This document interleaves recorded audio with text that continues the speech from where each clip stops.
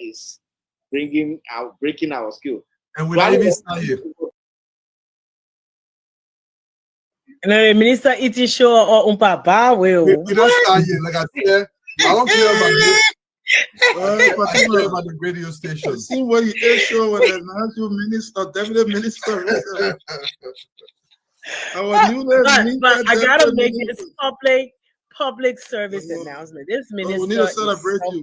We need to celebrate you. But minister, you're selfless. Are you prepared I remember when I came for for the first round. When I came for the first round, he told me, he said, Fatima, you yeah? I came for the second round. He said, Fatima. When we won, he told me, he said, you got to come back and give back to your country. The way you were into this thing, you got, and that's about minister. How about you say, no, I'm serving other country, but I was so.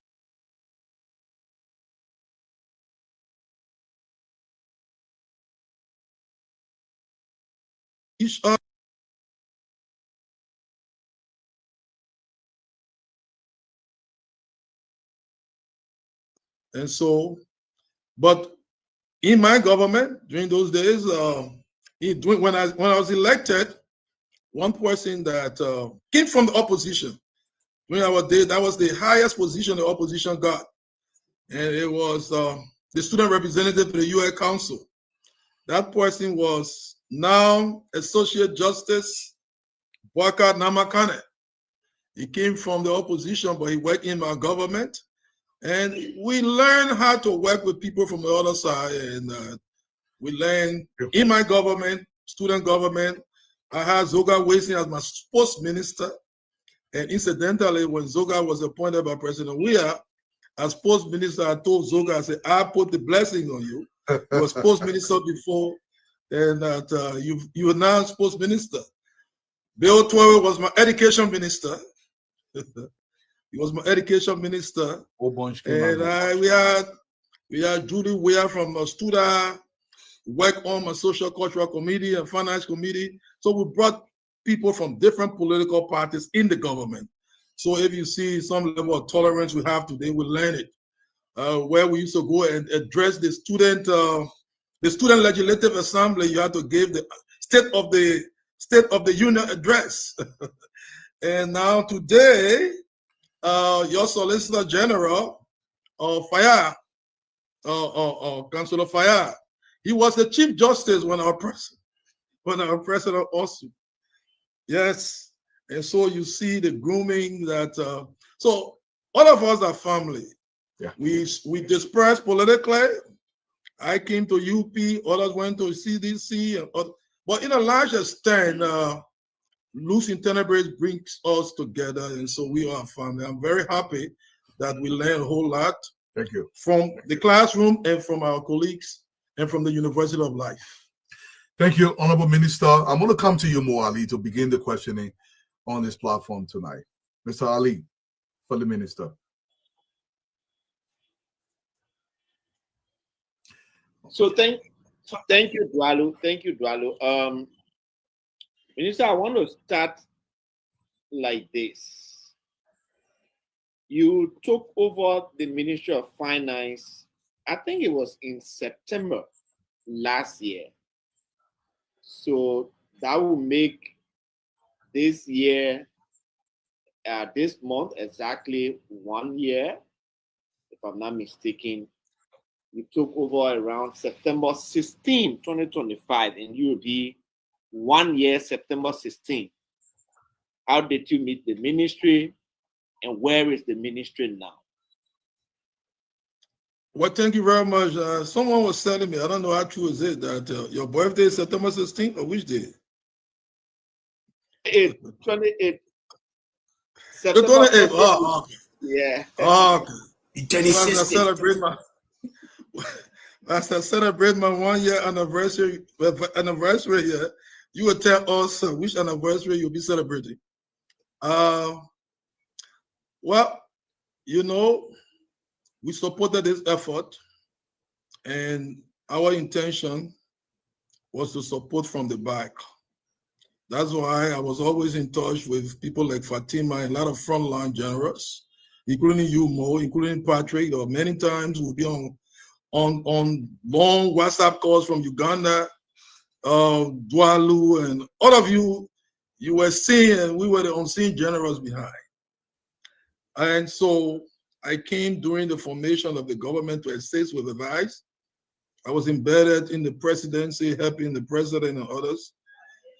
And the people at who eventually become the late Ambassador Grisby, peace be to his ashes. You know, when I was foreign minister, Ambassador Grisby served as deputy minister for foreign affairs for 2 years. So I knew him personally. So his loss is a loss to me. He was a very nice man. Like me, he worked late hours trying to do government's business.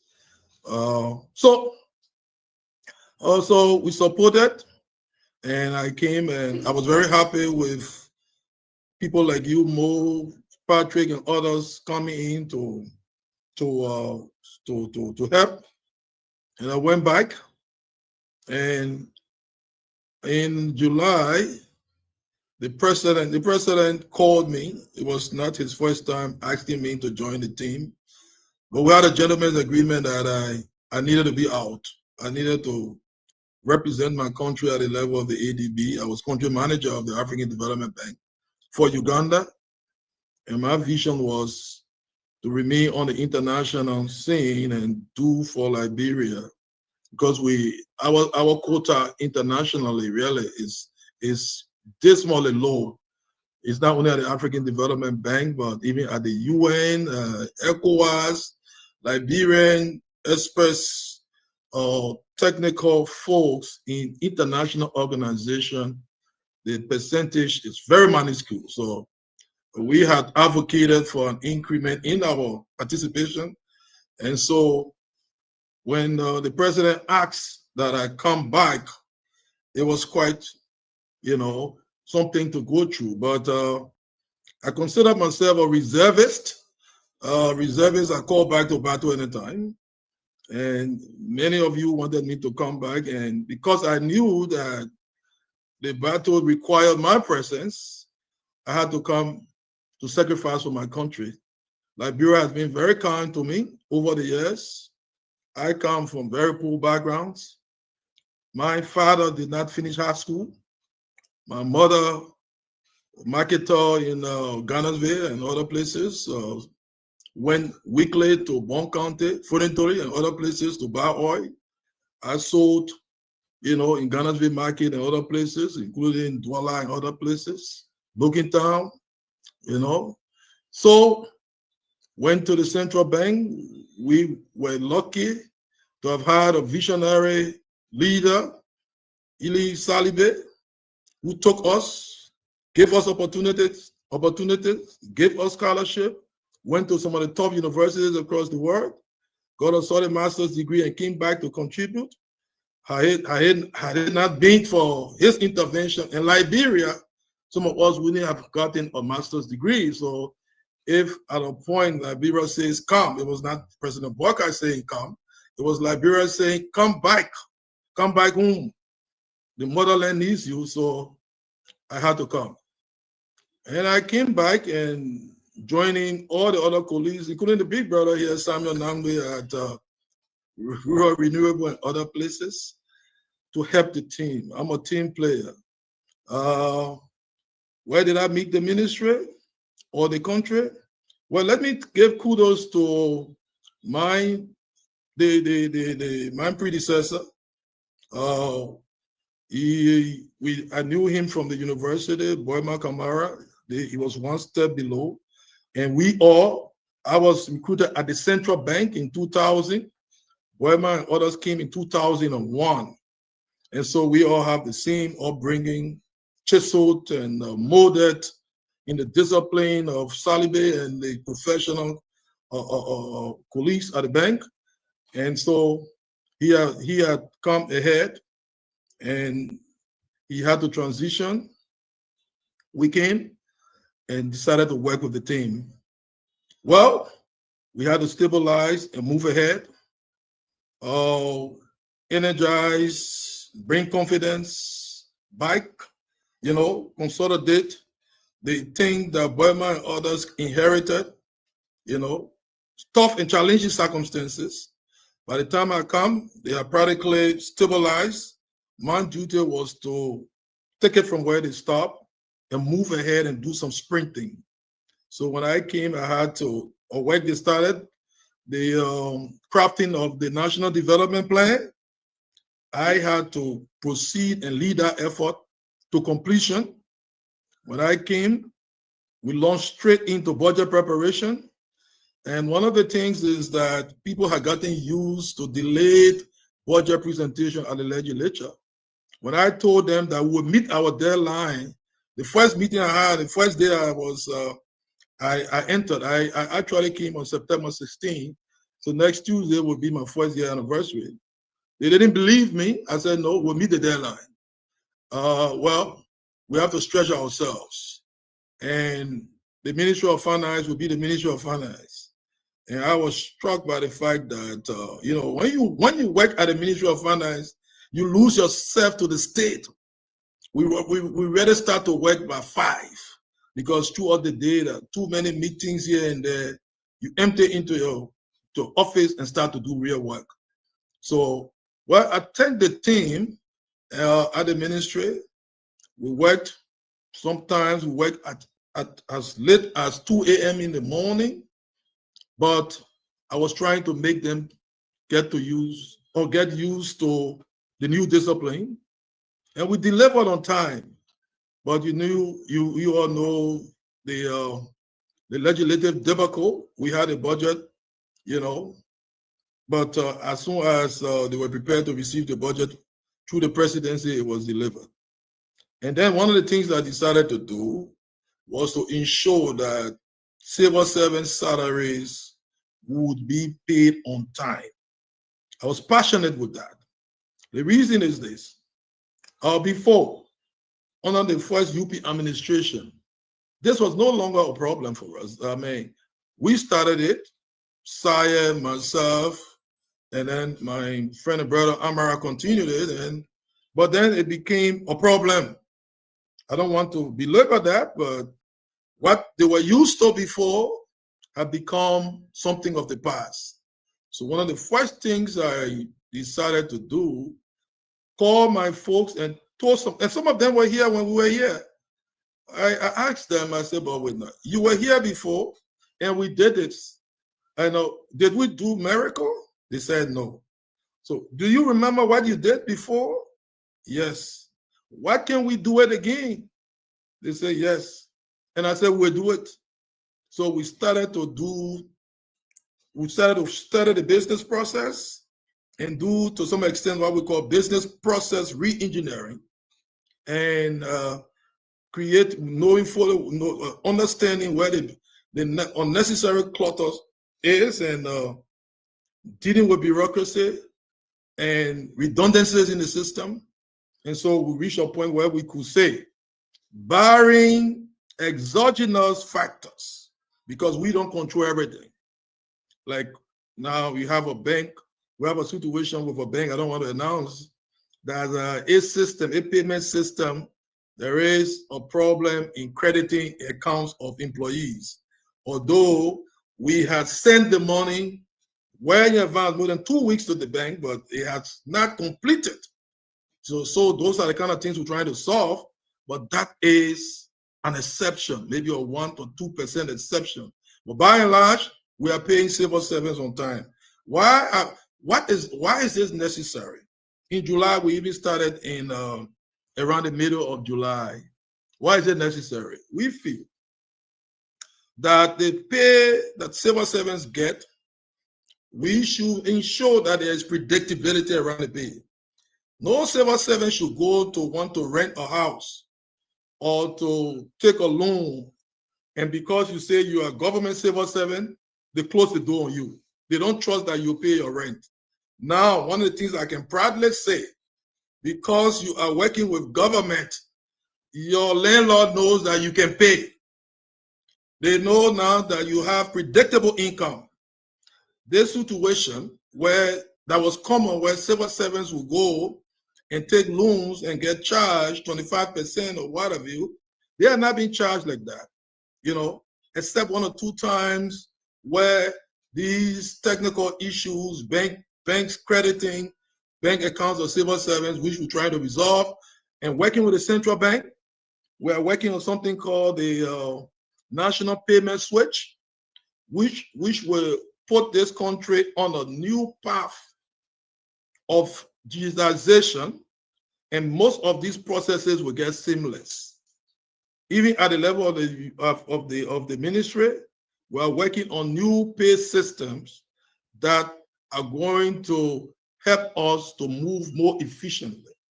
So, by and large, issue of payment of civil servants has been handled, and we'll continue to monitor it. We also did some top-ups. We don't say it loudly. You heard about the harmonization that took place. For me, I really feel that I'm not a stickler for pay cuts and pay reduction, knowing full well that people in government must meet experts. Some of the experts will meet, they are top experts. You're meeting someone, people in government are interacting with some of the best and brightest across the world. Government must attract the best and brightest too. And so, well, some of us can decide to sacrifice, but it's not everyone that will sacrifice like us. So for me, I've said it and I mean it. As long as the revenue elasticizes, we will look kindly on the pay of government workers. That's why we started last year. Last year, we started with health workers. We did some top-ups on police, the army, agricultural workers, and by and large, at the judiciary, for people at the Supreme Court bench, the judges, the magistrates, and most people in the judiciary, I can say, their pay, have been put now at quote unquote pre-harmonization levels. And there are a lot of things happening in integrity institutions. And I've assured the integrity institution that we're going to look kindly in this new budget. We have a situation where engineers, public works and others, Minister Giddens told me some of the pay scales, and I just said that it's unacceptable.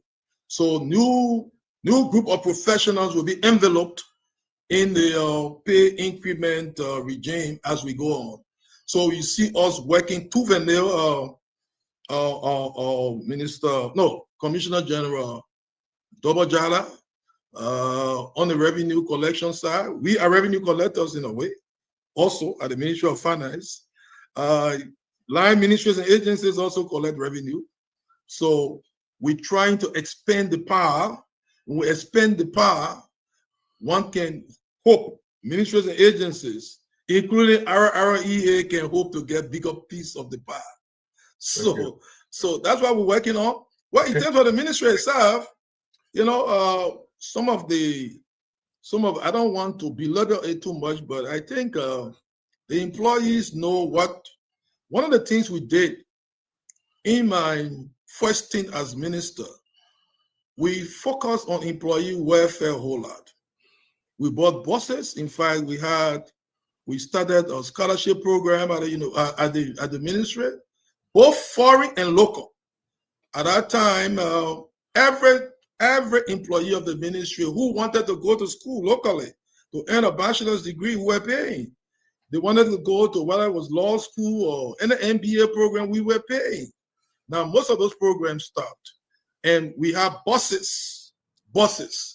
And the buses we bought then, lasted long. And my successors continued the program. But when we came in, no employee bus. And the clinic did not exist.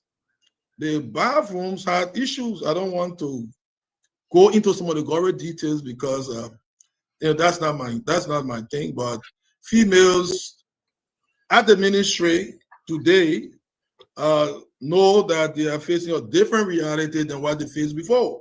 And some of these things really didn't start with me. I thank my predecessor, Boema Kamara, who started these things. I just made sure that I consolidated some of the gains So the Ministry of Finance is a change ministry. We have not delivered all we want to do for our employees.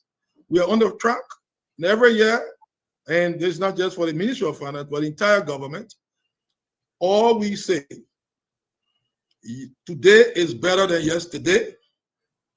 And what we are sure is that tomorrow will be better than today. Thank you. And what we are sure is that day after tomorrow will be better than tomorrow. What we are sure, day after, just like that. Thank you, Honorable Minister. That we can assure. We appreciate it more, Ali. You want to ask him one question because we're going to give the minister a lot of time. Before I go to Cole, Honorable Minister, you launched Deep Dive at the Ministry of Finance. And while you're responding to that, I want you to focus and let the Liberian people know, what are you doing about job creation in the country? And then after that, we'll go directly to Cole. Thank you. You know that this year was we started the year on an upbeat note. We had just been declared eligible for MCC. President Bawka, when he won the election, he did not wait to be inaugurated. He went to America. He went and met and made a very good impression on the team at MCC led by the then CEO, I think Alice Albright, and then went and met folks at the World Bank, the IMF, and he made a very good impression. When my colleague, Boyma and others started this joining, they also engaged the MCC. When I came, I knew so full well that we had to make sure that we were declared eligible for a second compact. Well, the journey didn't just start with this government. We need to acknowledge efforts that were done by the past. But as I usually say, I know I play soccer. Patrick knows that because at one point we were playing on Johnny for the Vogafi. He tried to be the one that would stop me from scoring, and he knows what happened that day. But the thing is like soccer. Somebody takes the ball, sends it to the number two sends it to the number 7. You got to have people who can put the ball in the net. So, on a large extent, this government has a lot of persons. In fact, President Bawka is, in football parlance, we would say, he's like the Ronaldo or the Messi. He knows how to convert. He knows how to take chances. And so we are all supporting him. There are a lot of finishers here. And at various levels, people are finishing. I call it execution mentality. We had a situation. You said it had been practically gutted. We had a transition in America from President Biden to President Trump, and the new government came in with a new emphasis. And you said out of 29 projects, only 5 now exist in different modalities, scaled down. In terms of resources that were available to this country, including to the water sector. Just today, Mo Ali was in my office with the ADB group. We're trying to salvage the situation in the water sector. USAID was the biggest donor in water. And some project was ongoing and everything just stopped. In terms of amounts that we lost, I think around 300 million. USAID was our second largest donor. And everybody felt that this year the sky will have collapsed. The sky will have collapsed. But we managed to keep the ship from sinking. We managed to keep the plane from crashing because President Bawka is a good pilot. And as I usually said during those periods of difficulties, I said, good pilots do not tell you that there will be no turbulence. No. Good pilots are people who will fly the plane to its destination in spite of turbulence. We've had turbulence, and some of those what I call gloomy projections, those have not materialized. We are still sailing. One. So I will tell you where we're going later, but what we are doing in terms of opportunities, private sector, job creation. I love this question.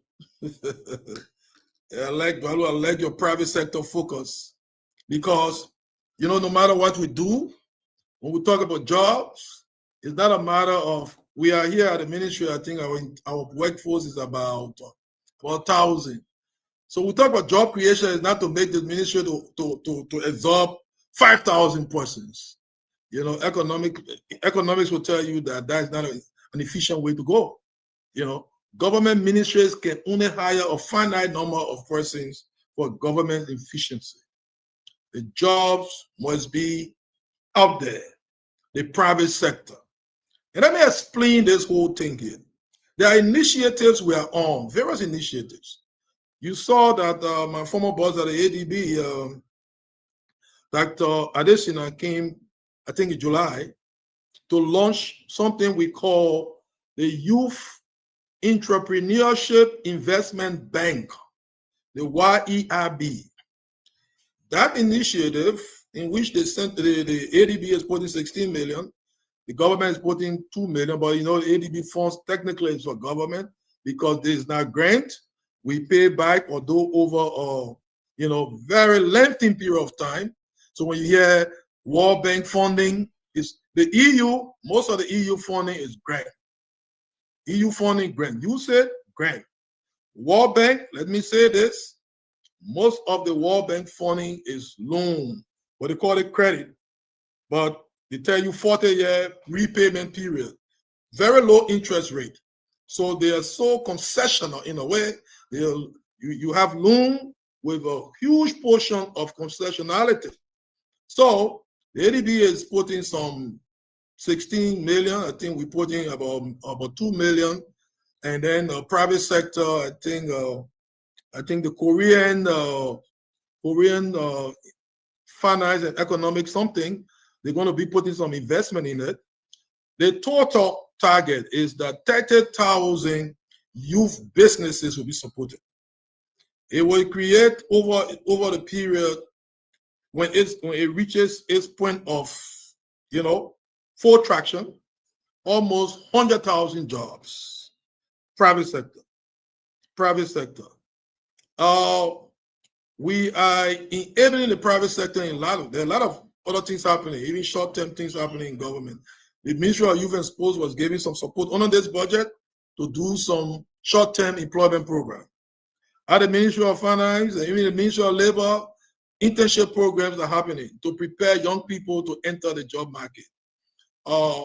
We are working on what we call the constraints to growth. Now, when we say constraints to growth, constraints to job creation, constraints to private sector expansion, the last time, Dwalu, some Liberian business person met me and was explaining his problem. He was running a small business, the Airbnb, something like, it's not a full hotel, right? But some facility where people will come during vacation to go there. But he came to tell me that he was, about a year ago, that he was closing the business because the cost of power. Electricity, power is the main cost driver that is causing businesses to go under. So when we are investing in power expansion, we are investing in job creation, because when businesses get profitable, what do? They expand. They hire more people. They put the money back to expansion. Profitability of businesses increases investment. So power, the power we are investing in. You see, Big Brother Samuel Nangwe was on the team to Tanzania. We worked with the folks in the energy sector. My colleague, Minister Pei, Mr. Nangwe, at the time, the acting MD, or Thomas Gonkawon of LEC, we all joined President Boakai. We're in Tanzania. Liberia was among 12 countries in Africa chosen by the African Development Bank and the World Bank. Those two multilateral entities have launched something called Mission 300. The aim is to give not less than 300 million Africans access to electricity by 2030. Liberia is one of the countries chosen. So President Boakai went there. We have done something called the Liberia Energy Compact. The team, our technical folks in energy, we work with them, and it costs more than $1 billion. And the intention is to take energy access, from currently, I think it's just about 33, 34%, to something around 75% in 5 years. So when you see us expanding, now something is coming on stream. Last year, President Boakai went and he broke grounds for the construction of a 20 megawatt solar panel at Mount Coffee.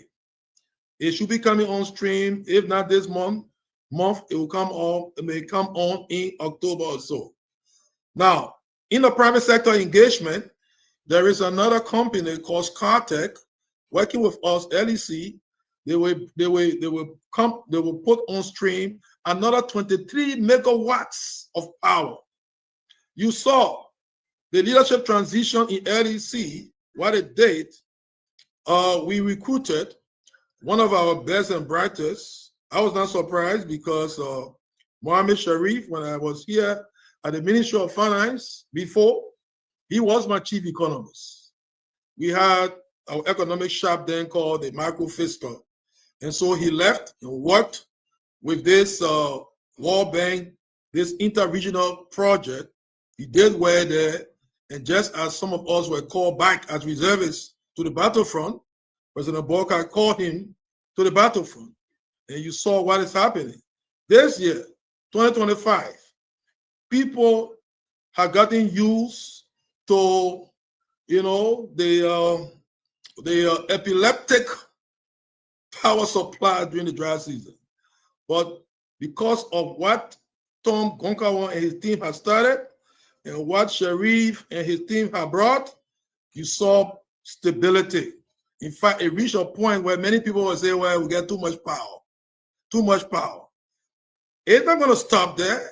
With this, with all the expanded facilities coming with new generation or what have you, it can only get better in terms of power. New communities are being lit up. People are getting joyful and joyful. Sharif and his team, they're on the road. And we at Finance, we're going to be backstopping them. And so in terms of power, which is one of the main constraints to growth, the government is on track. Now, road infrastructure, roads. When the first constraints analysis was done for the first compact, two main constraints were identified. One, lack of power, and another, lack of infrastructure, especially road infrastructure. The Chinese usually say, the road to development begins with the development of roads. So, what are we doing? Things started with the first UP government, like the Fishtown Harper. The Fishtown Harper Highway started when I was Minister of Finance.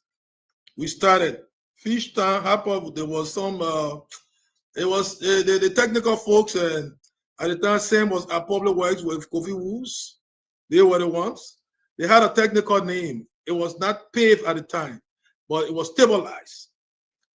When I joined the ADB, one of the folks that came in 2009 was my colleague, and he brought a picture that we took in this office.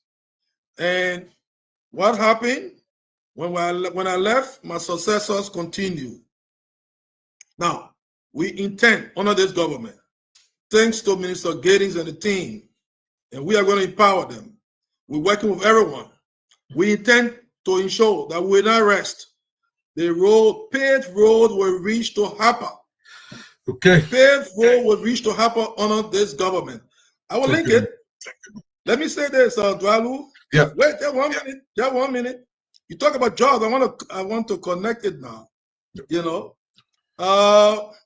when you have people commuting as quickly as they can, do you know that inflation has dropped in the country? In July, inflation, according to the governor, dropped around, it was just around 7%, a little above 7%. And one of the main drivers is, you know, lower domestic food inflation. And one of the main causes for that is that people, our farmers, we are a productive country. They are bringing their goods, their products to market. Their products are not getting rotten. And so they are coming now and the food prices are dropping. And so if the NTA, National Transit Authority, that has just become a Monrovia Transit Authority, can move from here in the middle of the dry rainy season and go to Lofa, when before people had to pass through Sierra Leone or Guinea, when they can move from here and go to Harper. Do you know what it does for the private sector? Now, more and more people are going to take opportunities in Leeward counties. And Liberia, as small as we are, we will get connected. The speed of movement, I usually talk about my assistant minister who went to represent me in a program in River G. You know, I expected him 2 days later. He left River G, Fishtown, in the morning by 5. But before 4 o'clock, he was in a meeting the same day at the Ministry of Finance. That did not happen before. So think about business. Think about businessmen. Business people love time. So all along, these things are enabling the economy. When the economy gets enabled, private sector thrives. We have to work on some other things too, in terms of access to finance, which we are doing, in terms of some of the governance things, in terms of the efficiencies. We're trying to transform the Liberia business registry so that it doesn't take long for people to register their business. We also have to deal with bureaucracy. We have to deal with any semblance of corruption in the system. We have to work on all of those things at the same time. And we're at it. We haven't reached a point where we say we have solved all the problems, but as I said, from where we were before and where we are today, there is a material change, and we are moving forward. We are not going backward. Thank you, Honorable Gafford. I want to say this to you. There's a lot of questions, and we'll beg you, if we keep it 2-3 minutes in response, I will appreciate that, because we really want to get a lot of questions. Liberian people got plenty of questions for you, Honorable Finance Minister. Is it that you get all the money?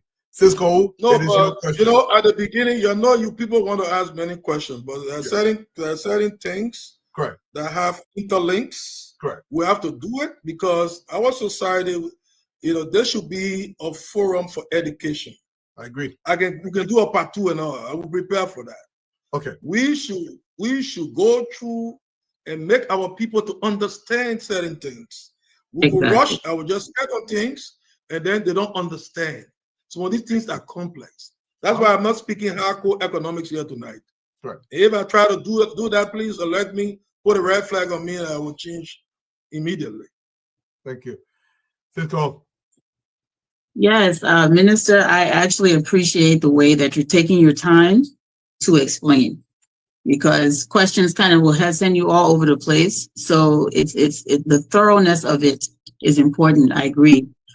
So what I'm going to do is first say, I'll make a statement, and then I'm going to present you with a question from Rose Poyene, who is in Europe. one of our listeners in Europe. So, Minister, you're one of the most well-rounded government officials ever. You know, I'm a student of history. I've studied people, Arthur Barclay, Daniel Edward Howard. Many of these people did exactly what you've done, which is serve in many capacities. I admired you as Minister of Foreign Affairs because you were Minister of Foreign Affairs during a time of crisis in Liberia. And one of the most traumatic times of my life was living through the Ebola crisis and losing my driver, John Doba, to Ebola. And I'm sorry, Steve Doba. John is was the other driver. Steve Doba to Ebola, and traumatized me. Right. So during that time, we talk about Ebola heroes, Minister. You were able to levy your skills, having been finance minister, head of budget bureau. Also now as the finance minister, the foreign minister, be able to levy your relationships with other countries to bring the resources necessary to Liberia. I think you're one of the unsung heroes of that Ebola crisis. Your role in levying resources and connections to bring our friends, our foreign friends, our foreign partners in to Liberia to help us save lives. So I wanted to say that publicly and acknowledge you for that, because I don't hear many people recognize you for the work you did as foreign minister. And now, as the head of the Finance Ministry and Development Planning, Rose has asked a question, which is, I'm going to paraphrase it so I'm not too long-winded, but basically what Rose wants to know is, what are you doing long-term in your planning role and, to make sure that the health sector and the education sector are properly funded so that we don't have the situation where people can't afford just basic health care? Are you levying some kind of tariff or working with the legislature to levy a tariff where you can put aside like a healthcare and education fund when we're doing these concessions? What are your long-term plans? That's what Rose wants to know. Thank you, Ko, and thank you for carrying me back on a journey in the past a little bit, and you conjure some somber feelings in me, because I cannot forget during the height of Ebola, we were the worst hit. We lost almost 5,000 persons in this country. I think Sierra Leone was second to us. Yeah. And then Guinea. President Sirleaf had to ground herself to fight on the battlefront, and as foreign minister, I had to go out there. In 2014, I even had to represent the country at the General Assembly and had to meet presidents across the world, AU, UN, ECOWAS, and everywhere.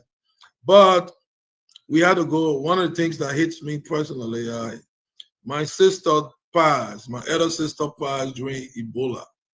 She didn't die of Ebola, but I could not attend the funeral because I had to go to fight for a country at the UN Security Council or resolution on Ebola. We're trying to rally the entire world to equate the crisis to a global security threat. And so they needed the foreign ministers of Liberia, Sierra Leone, and Guinea. And so I could not attend my sister's funeral. But one of the somber moments was when we had to bring the Ebola vaccine for 3 persons.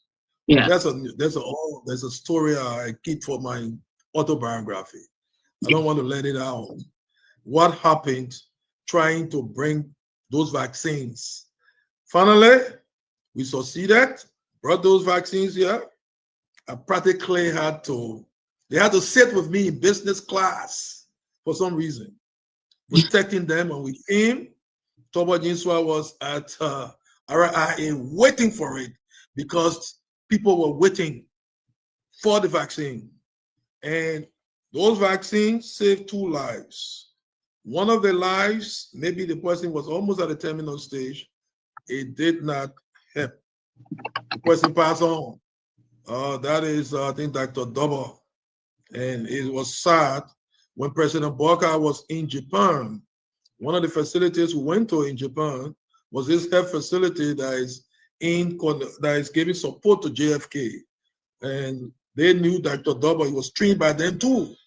And so when they talk about Dr. Double and how he passed, we all had to recognize that it was a tragic moment. But coming to the plan for the health sector, we have a national development plan that was launched in Buchanan. It is called the Arrest Agenda for Inclusive Development, the ARD. And one of the documents that we'll share with you, we're trying to conclude it, is we call it the first half implementation report. I was just going through it. Good for reading. We concluded it and we'll share it with you guys and the public. The government is achieving in many sectors, many sectors. Today we have budget hearing, and for the health sector, you should have been there to hear what the health folks are saying, what they are doing. JFK, where JFK was before and where JFK is today. Other hospitals across, CB Dunbar and other places, in terms of drugs availability.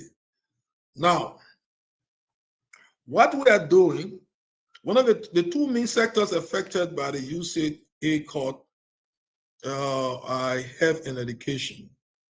But that hasn't stopped us. We've attracted some almost 90 million to the education sector.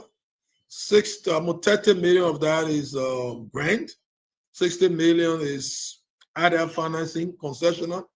You've been hearing about the 100 schools.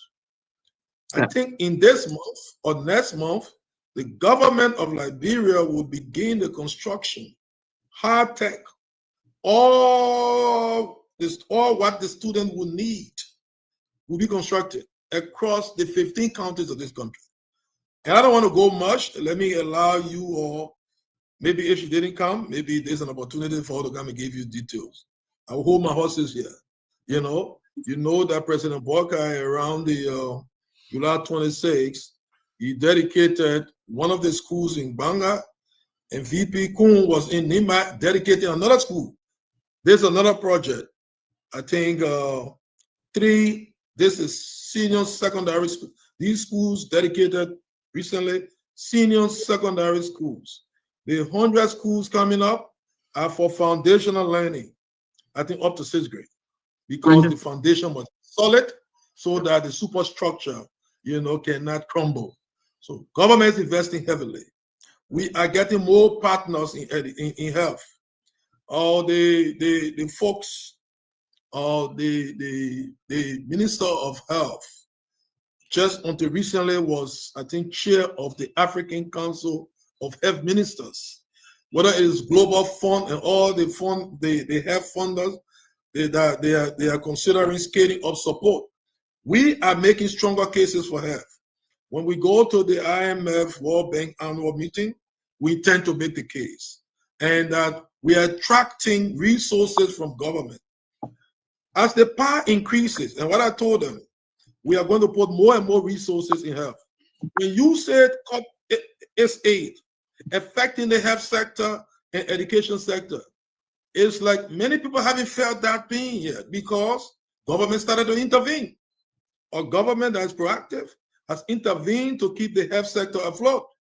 Next year, there are gaps that the health folks have announced, and we intend to put government money, our own resources, in the health sector and the education sector. So it can only get better. Thank you. Thank you, Honorable Gafour. We're about to go to Fatima, but this question must be asked before we get to Fatima. Hang on one second, Dwala. Sorry to interrupt. I sent you some pictures of the minister on the flight with the Ebola vaccine. I want you to please share that before we go change the subject. It's very important. I will share the first one. Okay, that was during the time. What are you guys saying here? Let's break it down. You got to breathe more. What's going on with President? So this was, the whole, in fact, if you remember, the Americans sent a group of military people, like troops. They established a center at RIA. President Salif, I got in touch with President Obama, and I even met President Obama briefly on the sidelines of the UN General Assembly, and we pushed this.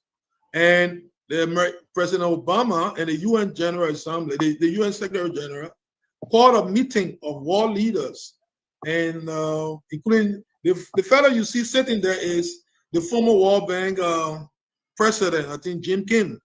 So we were there, Liberia, Guinea, and Sierra Leone were the most affected.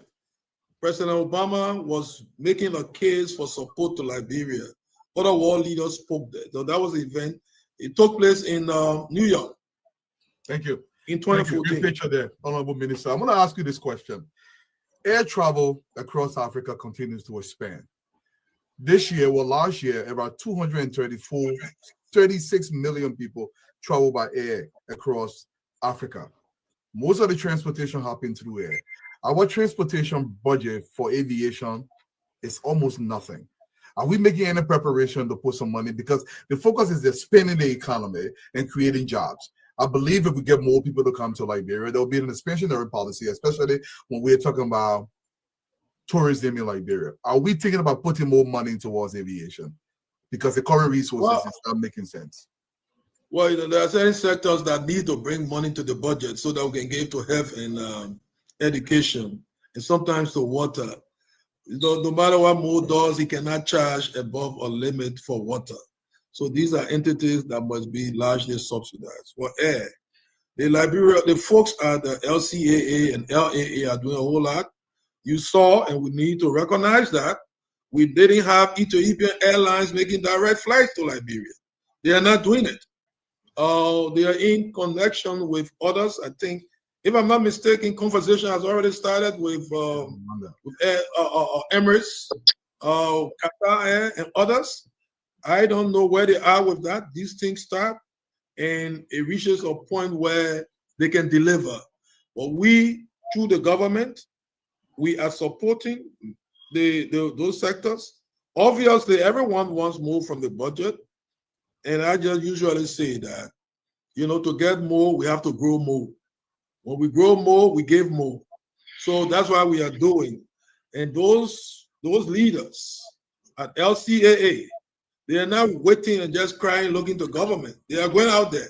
They are private sector entities. They are bringing partners. The RIA folks or the LAA folks, the LCAA folks, one of whom is with you here. He's not on the show. You need to make him your guest one of these days. Steve Johnson. Let Steve unveil to some of the good plans in aviation. But there's one problem that is not just a Liberia problem. It's an African problem. In the context of development across the continent, we as a continent will need to deal with air travel.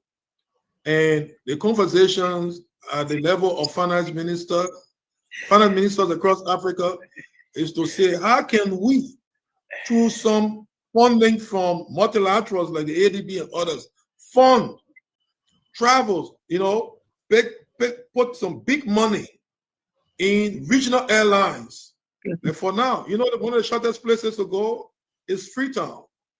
But we don't have, if I'm not mistaken, we don't have a flight to Freetown. You have to go to Ghana before sometimes you have to go to Togo to go to Freetown. So what are we doing? It's a conversation that is not just a Liberian conversation. It's a Liberian, Sierra Leonean, Guinean, Ghanaian.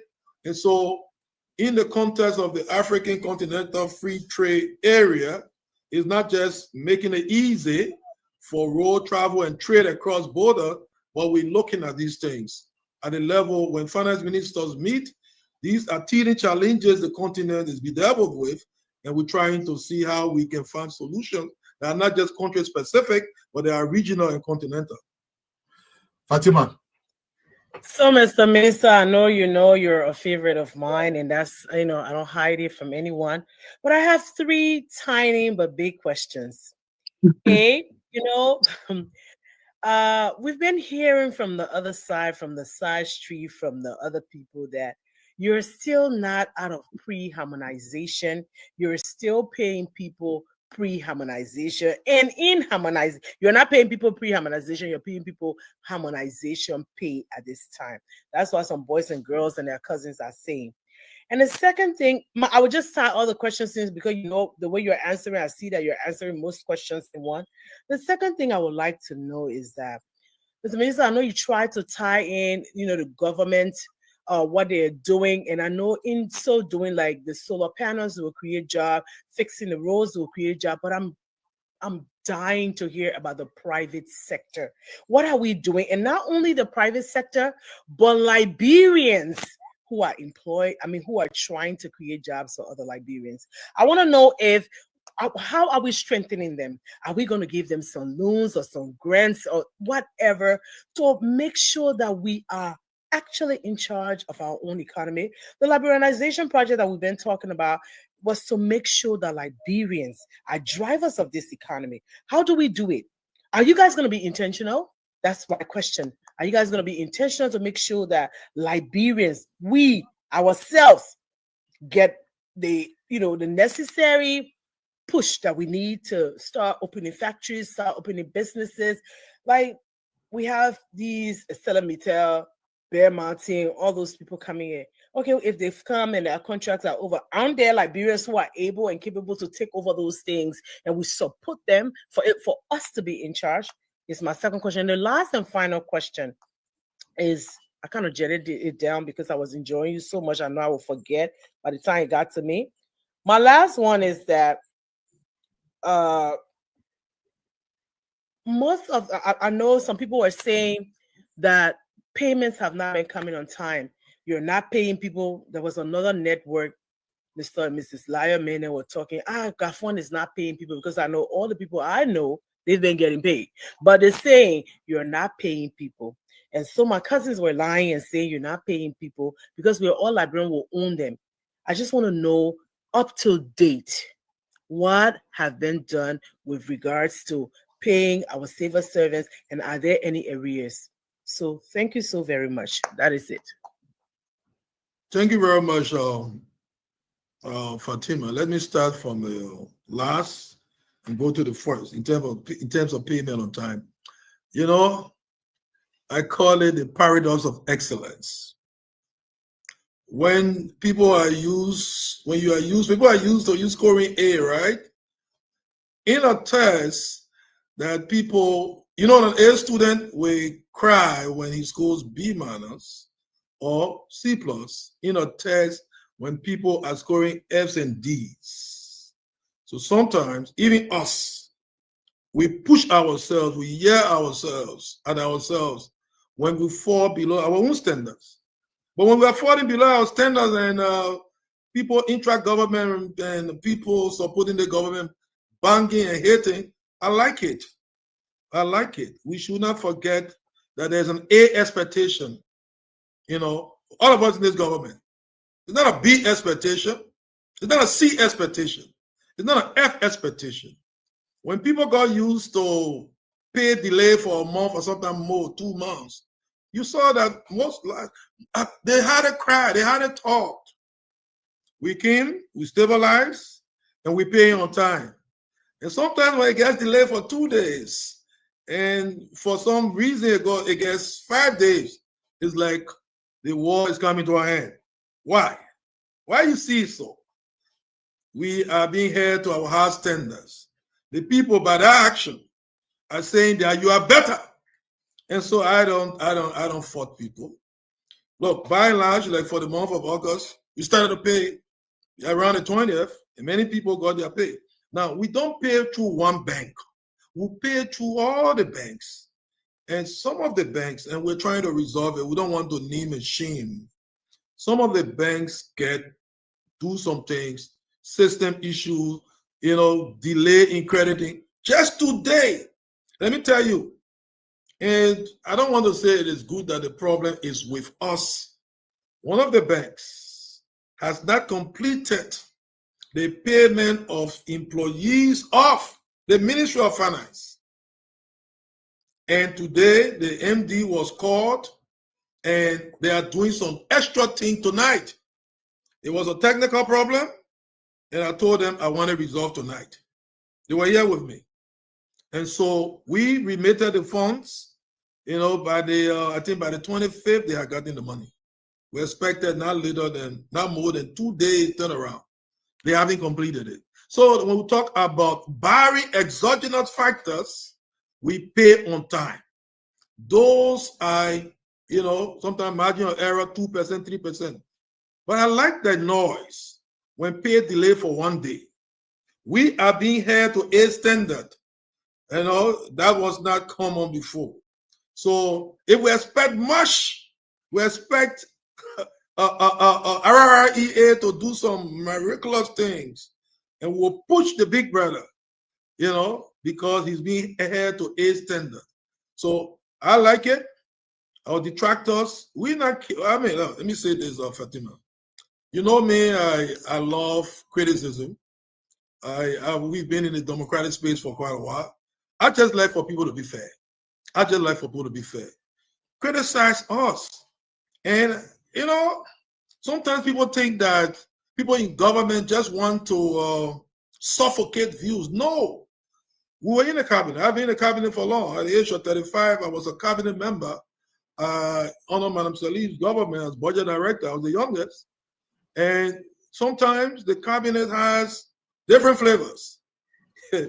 Madam Salih used to say the morning, the afternoon, and the evening in terms of the age range of the cabinet.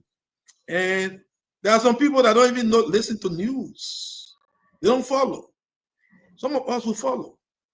And there are many reform-minded people. And sometimes when journalists or people outside are saying something, we take those things to cabinet and say, look, we must do better. The people are saying this. Did you see this headline?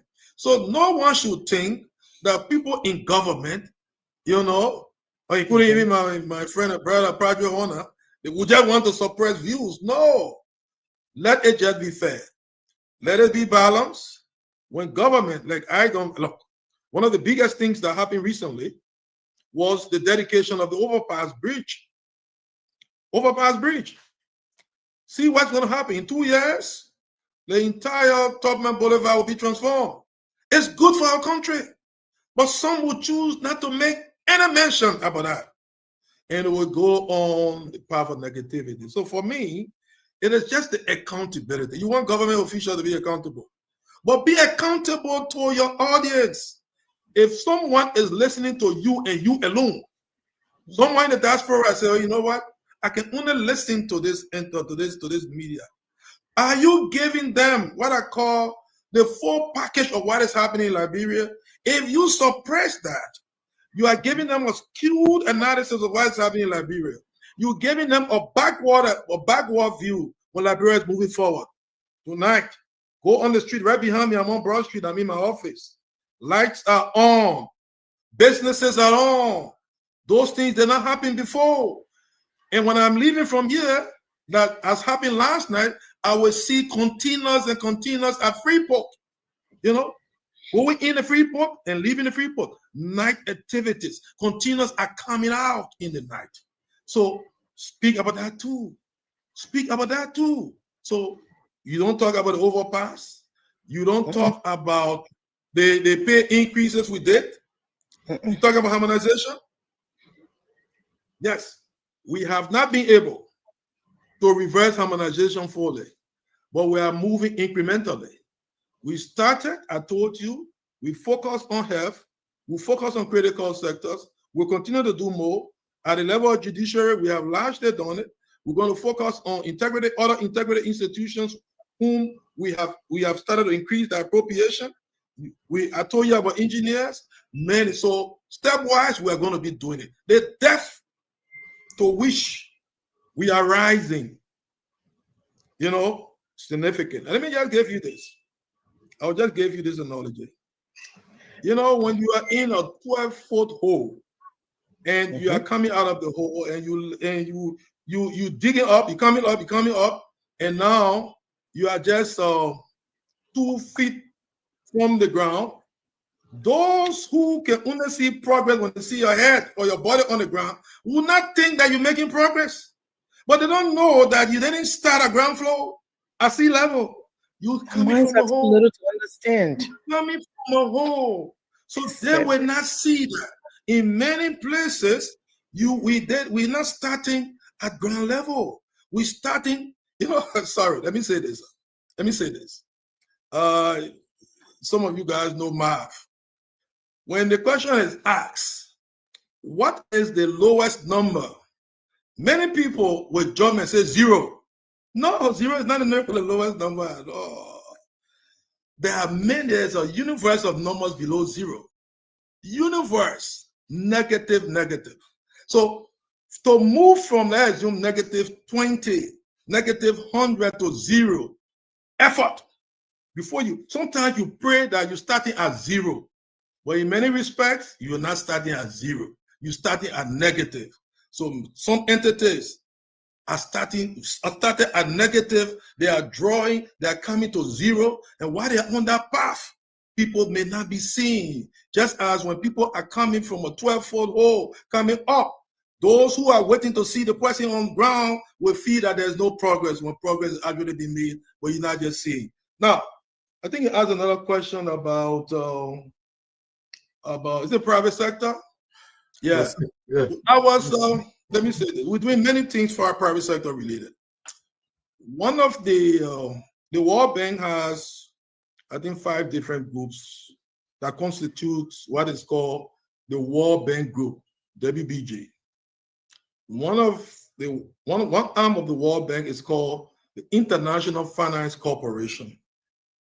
And for them, it's strictly private sector. I told you about the solar facility that will come on stream within 23 megawatts next year. It's a company funded by IFC called ScarTech.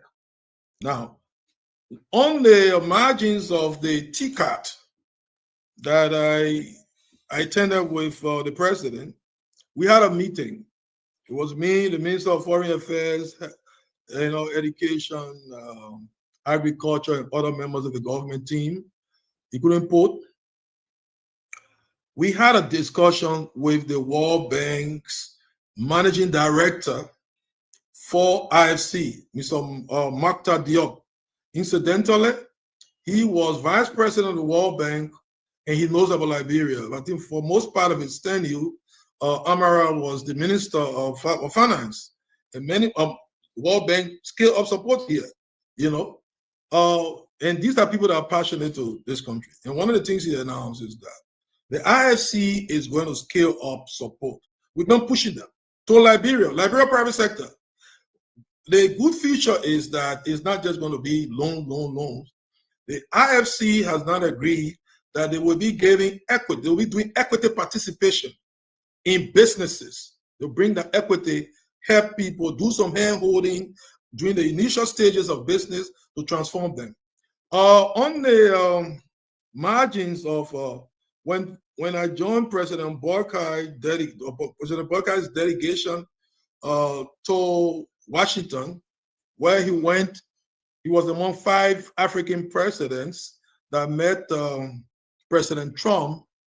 I usually say that President Borkai was not only speaking good English, he was deploying us places to bring good results. One of the meetings we had is with the DFC, the Development Finance Corporation of the US. It's a private sector entity.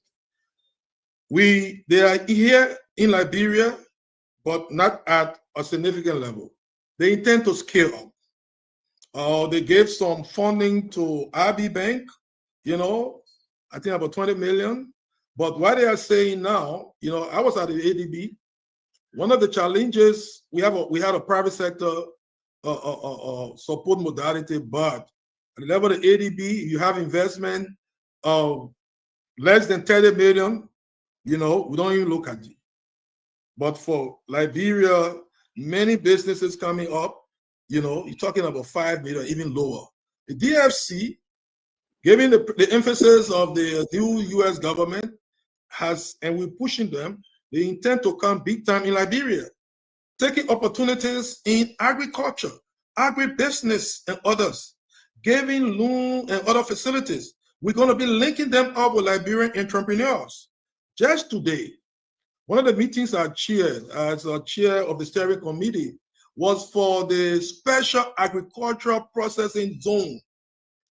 You know, Minister Nuta was there, the NRC chairman was there, and the Minister of State, IT Minister, the Minister of State.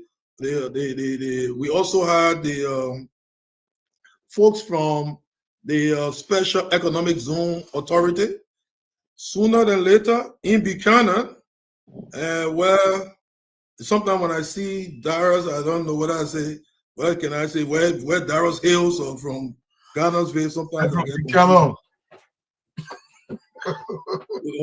With Darius, sometimes you need to tell me, whether you are with us in Monserrado or we are. But in Buchanan, we're going to establish. So, Mr. Minister, I wanted to you, my man. yeah, so, yeah, the principal here, and so that, yeah, help us out here. Good evening, Mr. So Minister. it's going to, we'll soon be launching that. And what it's going to do is that value addition in agriculture is going to happen. It's a project supported by ADB and others, but government is putting its money. It's private sector. At the World Bank, in the meeting with Mr. Minister, one minute. The World Bank is going to let just 1 minute. 1 minute. Yeah, go ahead. 1 minute. Go ahead. AgriConnect, just as we did the Energy Compact, is going to be a big support to agriculture. And what is going to happen is agribusiness is emphasized in the new country program framework. More and more money is going to agriculture, but especially to support value addition in agriculture, agro-processing, and what have you. So, the principal, welcome. Thank you. Mr. Minister, welcome, and thank you. Let me thank the panelists. Yeah, we're coming to you, but listen, just 1 second. Yeah, let me thank the panelists and all of you for a job well done. Mr. Minister, very good narrative.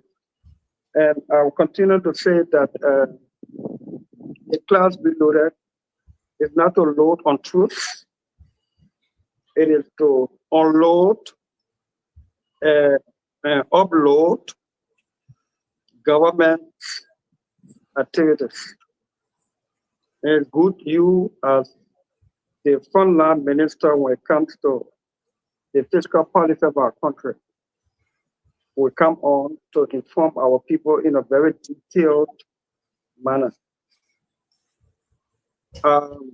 You explained a lot, you said a lot, you still have a lot to say, but I think we need to be doing some interventions. For me, from the legislative standpoint, when are you submitting the budget for 2026? The law requires, and we tend to obey the law, that the budget is submitted not later than October 31st. As we speak, we've started budget hearings, executive budget hearings. We started with agriculture yesterday. We had other institutions today. The health sector was there. Next week, tomorrow, we're not having hearings, but me and my team going to be doing some extra work. We intend to stretch ourselves to the limit as we usually do, and to meet the timeline. That's fiscal discipline. I ask this question because for more than 6-7 years, we never had a budget submitted on time. In keeping with the law, to allow the legislature the latitude of time allowed by law to pass a budget so that when we enter the fiscal period, we enter the fiscal period with a budget already in place. I think for the first time in more than 6-7 years, the budget was submitted and passed on time to meet the fiscal period in 2025. Yes. Correct? Thanks to you and all the other legislators that work with us to achieve that feat. Thank you. For me, that is fiscal progress. The budget that you are proposing and preparing, is it going to be a program-based budget, itemized budget, so that we don't keep giving check budget and people don't understand what we're doing? Is it going to be program-based so that we can itemize it? Question. Well, I don't want us to get into technical budget balance of this place school.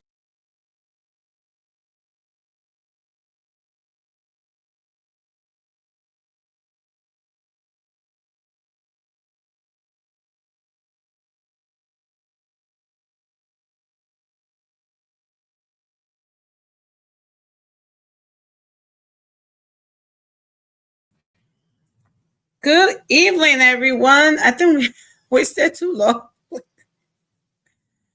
hi, everyone. Hello. We did not waste too long. I mean, it was meant for people to really get a full scoop. So that was the interview, right? Unfortunately, the way it was, it looks like we promoted different platforms, but the whole purpose was for people to see the interview of the finance minister, right? That was the whole, idea of doing that. But I think we have to find a better way to do it, though, that we can just craft the person instead of just showing the whole platform like that. Like I tried to do it, but I couldn't come up with it. So that like the last time. So forgive me, you guys. I don't mean to, look like I'm trying to show a whole new show of, bear with me. I'll get it. I just wanted you to see the interview. And when we do this, I tried to do that with other platforms as well, right? Where whenever we have these government officials or somebody that go and have an interview on any of the platforms and stuff, like people need to see it. Maybe not everybody can see that interview. So I tried to make everybody to play on our show here, to replay it for them to see it. And I hope I can do it in a better way that I don't show the whole thing like we showing the whole that we playing that show, something like that. But what did you think about the interview, Tarek? Oh, well, first of all, hi, everyone. Welcome. Welcome to the Night Exchange. Thank you for coming, and please go on YouTube and Facebook and find Flash News if you haven't already done that. And subscribe, follow, like, and share. Please do that, okay? You know what I always say. Caring, no, not me. Family always says that. Sharing is caring, right? I always say do that and come back here so we can talk about the good, bad, and ugly of Liberia. As I always like to hear the good, like the minister was explaining, right? Sometimes it's good to hear some of these things because sometimes it's out there and you're hearing different stories and narratives. It's good to hear from the horse's mouth himself, right? So I love hearing these interviews, and sometimes we're trying to get our radio to get on radio in Liberia before we try to bring some of these people on here to interview.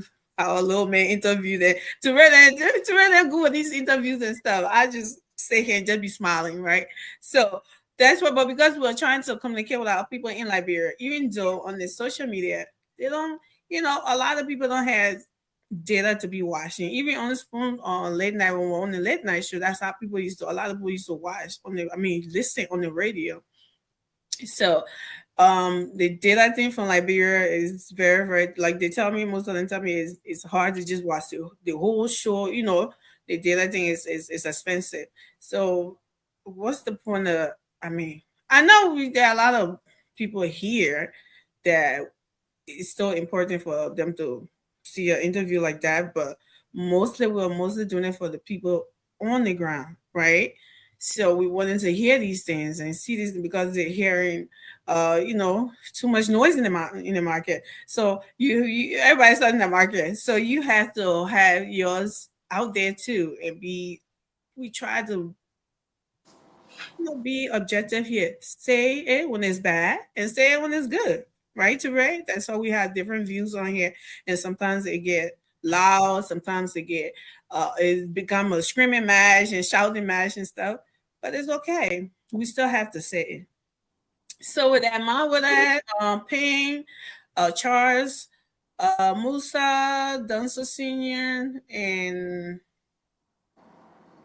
Tommy, welcome. And for all of you who I'm not saying, who are not commenting, for me to see your names, welcome as well. Thank you for being here with us this Saturday evening as we have a little late night chat. Teray? Yeah, I mean, good to see you. Looking good, by the way. But yeah, it was. Stop it. It was a fascinating interview. Absolutely informative, to say the least. And the minister obviously seems to be somebody who has total control over the subject matter. He understands the ministry in and out. And not just that, but he understands Liberia. You could tell me, having been there before, and your second coming at anything almost kind of like put you at a very advantageous position because you have already experienced it before and just coming out to do all over again. So you can see he sit back, very comfortable. You know, is it because he's in a comfort zone? Should we say that? I don't really think so. I feel like, he's very, very informed, very smart dude, actually. Yeah, he is. And he just, you can tell that, and that's why, I mean, I would tell every young student coming up, man, like, if you're gonna go to school and do your best, be the best. I'm talking about get yourself involved in it. There's a little comrade of mine who works there, Mustafa Dugle. And I can see how Gafron is so smart. You see, smart people, they always will look for smart people and bring them around. Absolutely, not be intimidated. Mustafa Dugle, smart people. I mean, if I say smart, the kid is smart. This kid went to how do you call it, university in New York, man? Ivy League University, Columbia. Okay. Mustafa went to Columbia at the beginning, did well, extremely well. He even won the essay of the year. Oh wow! You know what I mean? So this is a kid that is really, really smart. And when that kid graduated, guess who pulled him away? Gafron. So Mustafa works directly in Gafron's office. And if you want to succeed, that's what you got to do. Oh yeah, you need to bring the brightest and the smartest around you. And that kid understands the subject matter. He understands the economy. He understands a lot about Liberia. And there's a kid who like, not like someone who grew up in America and went to school. No, that kid went to school in Liberia. You know what I mean? Went to school in Liberia, graduated, got a scholarship to go to South Africa, honor Madame Salih. Then he had an opportunity to come to the US. So these are some of the people he got in office. So when you see Gafron sitting back there and just, like giving out, I mean, I would say he even talked more than the guys. I was like, yo, I thought this should be interactive.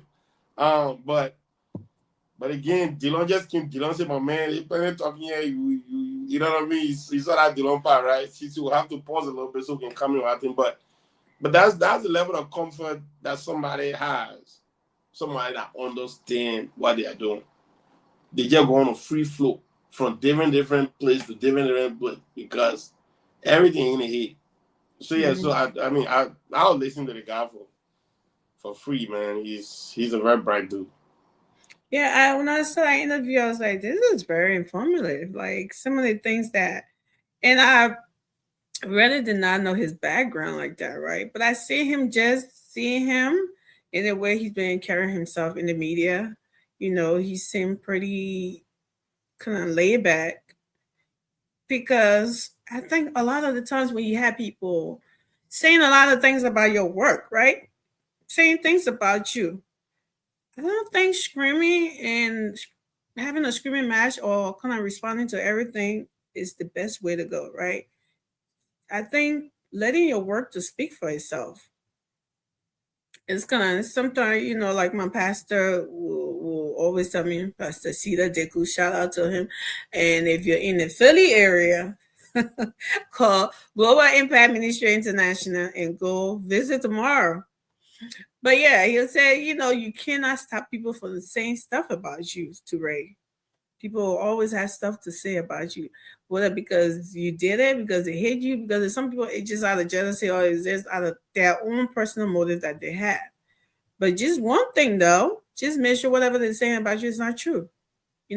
Let your work or whatever you're doing, let your work, speaks for itself. So that's what I've been, even though I'm not in Liberia, but whenever he speaks about stuff, and he's not in a combative mood, like, oh, no, he's just gonna lay back, like, sometimes it's good that they say these things, and like you said, it's somebody who knows what they're doing, somebody who knows the people he has around him, right? So he's not worried. He's gonna lay back, like, okay, let it go ahead and talk, Yeah. No, he's what very we're doing, our work will speak for us. So that's the kind of vibe I get from him when I'm listening to him. Oh yeah, he's very eloquent. He understands the ministry. He understands the country. He went to school in Liberia. They all killing in Liberia. And we're building Liberia. Gafoni go to me in Liberia. Right, me in Liberia made. So exactly, Gafoni go to Harvard or Yale or all that kind of thing. Not me in China, me in India, me in LIB. Man, scrap the whole thing like brother. You know what I mean? So I mean, people are just special and bright. There are a lot of people that got fun in Liberia. You would think when everybody talking about how disjointed our educational system is. I guess now. You might. Well, I tell you what, some of these guys graduated during wartime. Yeah. So like it was not actually stable, but most of these guys, what they do, they self-educate. You know what I mean? They look for all of the necessary resources. I'm pretty sure, yeah. Right. So a lot of them, I know plenty of them. Mustafa Duble is one of them. I think he went to Muslim Congress, if I'm not mistaken. But again, for you to have that kind of kid out of Liberia, right, exquisitely well, like subject verb agreement, par excellence. I mean, like it's almost like, you know what I mean? And everything is adding up. Not that Facebook writing in today. Huh? I said not that Facebook writings or speeches that we see today. No, I mean, look. I feel like I'm being pranked. There are a lot of things. This is a prank, please. Don't tell. This is not real. No, but you have to understand, Amy. The whole notion, obviously, we know AI now is a big thing now, right? But like someone told me, he said, my man, we know you 15 years ago before AI. So if you're a bar writer, we know. So all of a sudden, you can't just change everything, be excellent. Mm-hmm. You know what I'm saying? Like, bro, like we knew you. You know what I mean? That's what and people can just know your writing from your speaking. Exactly. So I speak well sometimes. And people that knows, right? In as much AI right now, let's say AI helps you do everything. Let's say you want to write a friendly letter to somebody. I need to learn how that AI stuff, by the way. You know what I mean? I'm still trying to. The movement now is very, very effective. I mean, because AI is taking over. I need to. AI taking over. It literally it helps you buy time. Like once you put in, let's say you. Of course, I mean, this is what I'm telling somebody that day who was discussing about this. This whole unity party going to Japan, all that battalion, all that stuff. Oh, don't come here with that. I said, this is the reason why it don't make sense. People talk about. I said, bro, technology is here to make life effective and efficient, right? Use it. There's a reason why AI is here, right? Use it. That's the reason why the job that is sort of take you 3, 4, 5 days to do, AI do it for you in 5 minutes. Literally, I mean. Let's say you want to write a friendly letter. Instead of you saying and start putting your thought together, just say, okay, dear Amy, It was a pleasure, blah, blah, blah, blah, blah. Just put that lead thing in it. AI will generate everything else for you. I mean, it would generate everything. Matter of fact, That tabula rasa. Huh? Yeah, talking to I said that tabula rasa. Yeah, and rescue me. Yeah, trying to take people jobs. Is it Buccaneers, right? Yeah, Buccaneers trying to take people jobs. But look, if you're a bad writer, you're just a bad writer. But use AI, man. Use AI to I mean. But don't you also have to edit when you do that? You can just put it. I know some people are here they try to just do copy and paste. Don't you also have to put a little spin on it though? I mean, well, you may, because obviously AI will obviously use words that you probably might not be kind of like it might not fit in with your thought process and stuff like that. Then you can obviously proofread it, go through it, and try to change some, way above my pay grade. Yeah, season stuff around, but definitely, man, I like let people use this thing. They here to help you. But the only thing about that though, the program. Well, let's not deviate. Let's go back. No, I mean we can have this conversation. It's the program you was talking about though. You have to know how to use it before you can't just say use it. What if they don't have anyone who knows how to use that? It's available everywhere. It's available on Facebook. Yeah, but it's available on Facebook. And knowing how to use it, I don't know how to use AI. I'm sorry, I'm not ashamed of it. Come on, man. That's what I need to get on it. I still don't know how to use AI. Even your email, even your Google account or your Yahoo or your whatsoever, right? If you start writing an email, at the bottom of the email, it got all these AI writer helpers, something at the bottom. Like you can, if that's something. Email? Yeah, if you write email, like if you start to generate email, the moment you start writing, just look at the very bottom of it. You have professional fund. Well, you have to pay for it, or it's free? No, it's literally there for you to use. You're not paying for it. Yeah. But it's different. I need to advance AI. So I need to do the class.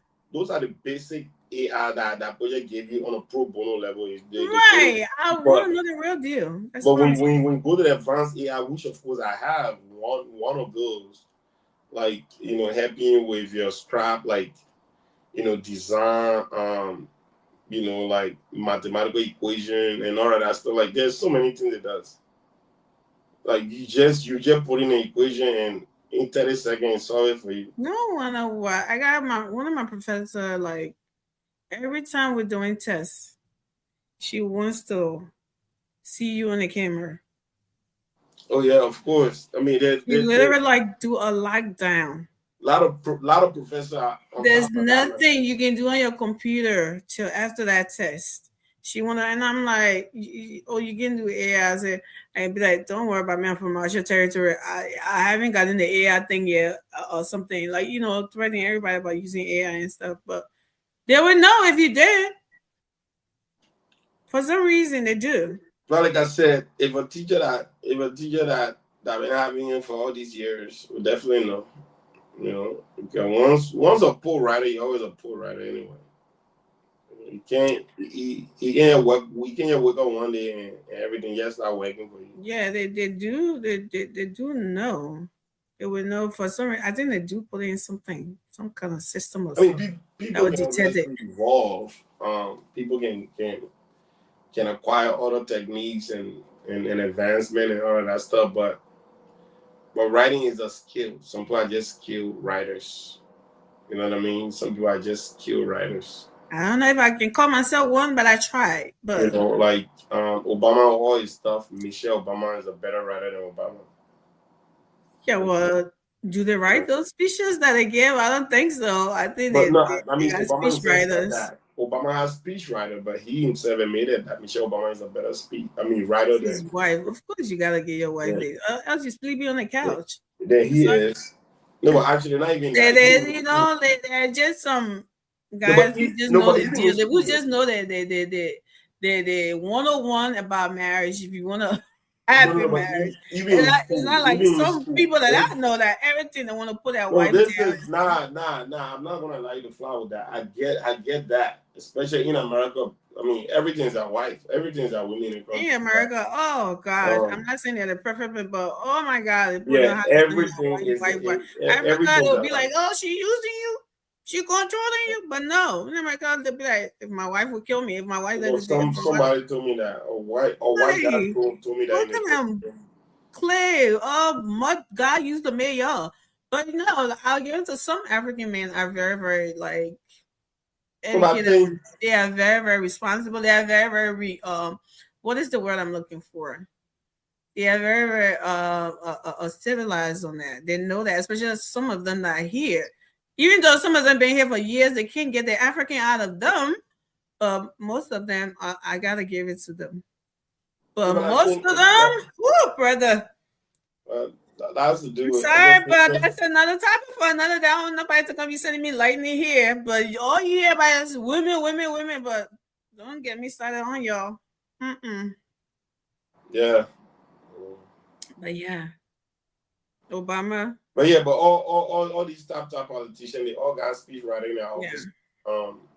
Because at the end of the day, those things they have to get paid for it. But writing speech is like I said, that's what you got. That's why you got specialized grant writer people that write grants, right? People that write speech, because speech is an emotional thing, right? So specialized people, they study the emotion of the country. They do like you gotta know your audience. So know their audience, know exactly what is hurting people in a country, and when they're writing those speech, they buy into all of those sentiments. And if you are president, you got all these things happening around you, different things. You don't have the luxury of time to really sit and draw all of these things and you know what I mean. So that's why you need a professional speech writer, people that went to school to learn how to write, right? So people need to use these people. It's not you're not smart. It's not you're not something, but it's just like that's their specialty. That's their specialty. Yeah, they have to make money in their skills. That's what they went to school to do. And that's the difference between us and other people. We in Africa want to do everything. But somebody got to eat somewhere, right? That while you doing everything, I saw one journalist in like or talk show host. He was going off on Dillon. I don't know whether you saw that, Amy. What did he say? Said Dillon, you're a politician, you're a senator, but what you're doing in the media space is not right. You're taking food from that table. I think I've seen that. The guy said Dillon taking food from the table. But that's kind of stupid though. When I seen that, I kind of, because most of these journalists, not all of them, not all Nelson, most of these journalists to read their somebody calling you don't that call. Let me stop. Most of these journalists in Liberia now, they are not, taking that journalism code very seriously anymore. People they are being used, they are being bought, and they're not being balanced anymore. So these politicians or whatever think that they have to come and tell the stories themselves now. That's why all of the end. Thank God for social media. Everybody can just put that phone on and just tell the story and just say they're having a show, they're doing their own thing. If journalists were being balanced, if they were like before, I don't know what it was like before, but I'm pretty sure they were doing better than today. Today, if a journalist doesn't have integrity, or if he or she doesn't or don't take their career seriously, or take their job, their oath that it took to be balanced, to be transparent, and all of that, to have the facts if they don't take that seriously, they go for the money. That's Africa. Everybody, I mean, it's all about the stomach. It's all about what I'm getting. You want to have one people there who try to do the right thing. So I don't blame those people for coming and want to tell their own story. Why should I be looking at you, putting my life or story in your hand to tell when you're not telling it the right way, when you're not being balanced? You are only telling it the way the guy who paid you told you to tell it. I'm not gonna leave that. I gotta have control my own narrative. So of course I'm gonna open my Facebook and come and start doing my own thing. I mean, I think that's what I see happening here. It's not so much for people wanting to take food from somebody's table. No, I don't think so. If you start to do the right things, I think these people will put their whatever down. I don't know if you were listening to me. Why you got a call? But I was still something. So if they try to be credible and be transparent and be fair and be balanced with the story, I don't think these people will be on the social media trying to tell their own story. That's what I see with that. No, but I mean, obviously, it's all about believability, right? If the way people have sort of subjected that profession to be in Liberia, they have used it as means of exploiting, right? Politicians. And there's not a better person that can tell your story than yourself. Yourself, right? Right. And if you have a politician like Abraham Darius Zalon has the ability to do that, and he commands a lot of following viewers, that obviously threatens the whole industry. I mean, is it a legit, proposition that I got making? Absolutely. I mean, everybody want everybody to be in that space. Politician. Let's say if every U.S. senator had their own podcast. You know what I'm saying? Then obviously MSNBC, Fox, and all this stuff. Because number one, it brings you. And this is one I was seeing even in sports media in America here. All these sports athletes now, they all got their podcasts. And that podcast now is bringing in a lot of money for these guys. But the thing about that too, right, is that MSNBC and Fox are not taking money from people to be, somebody can get sued for that. You know that, right?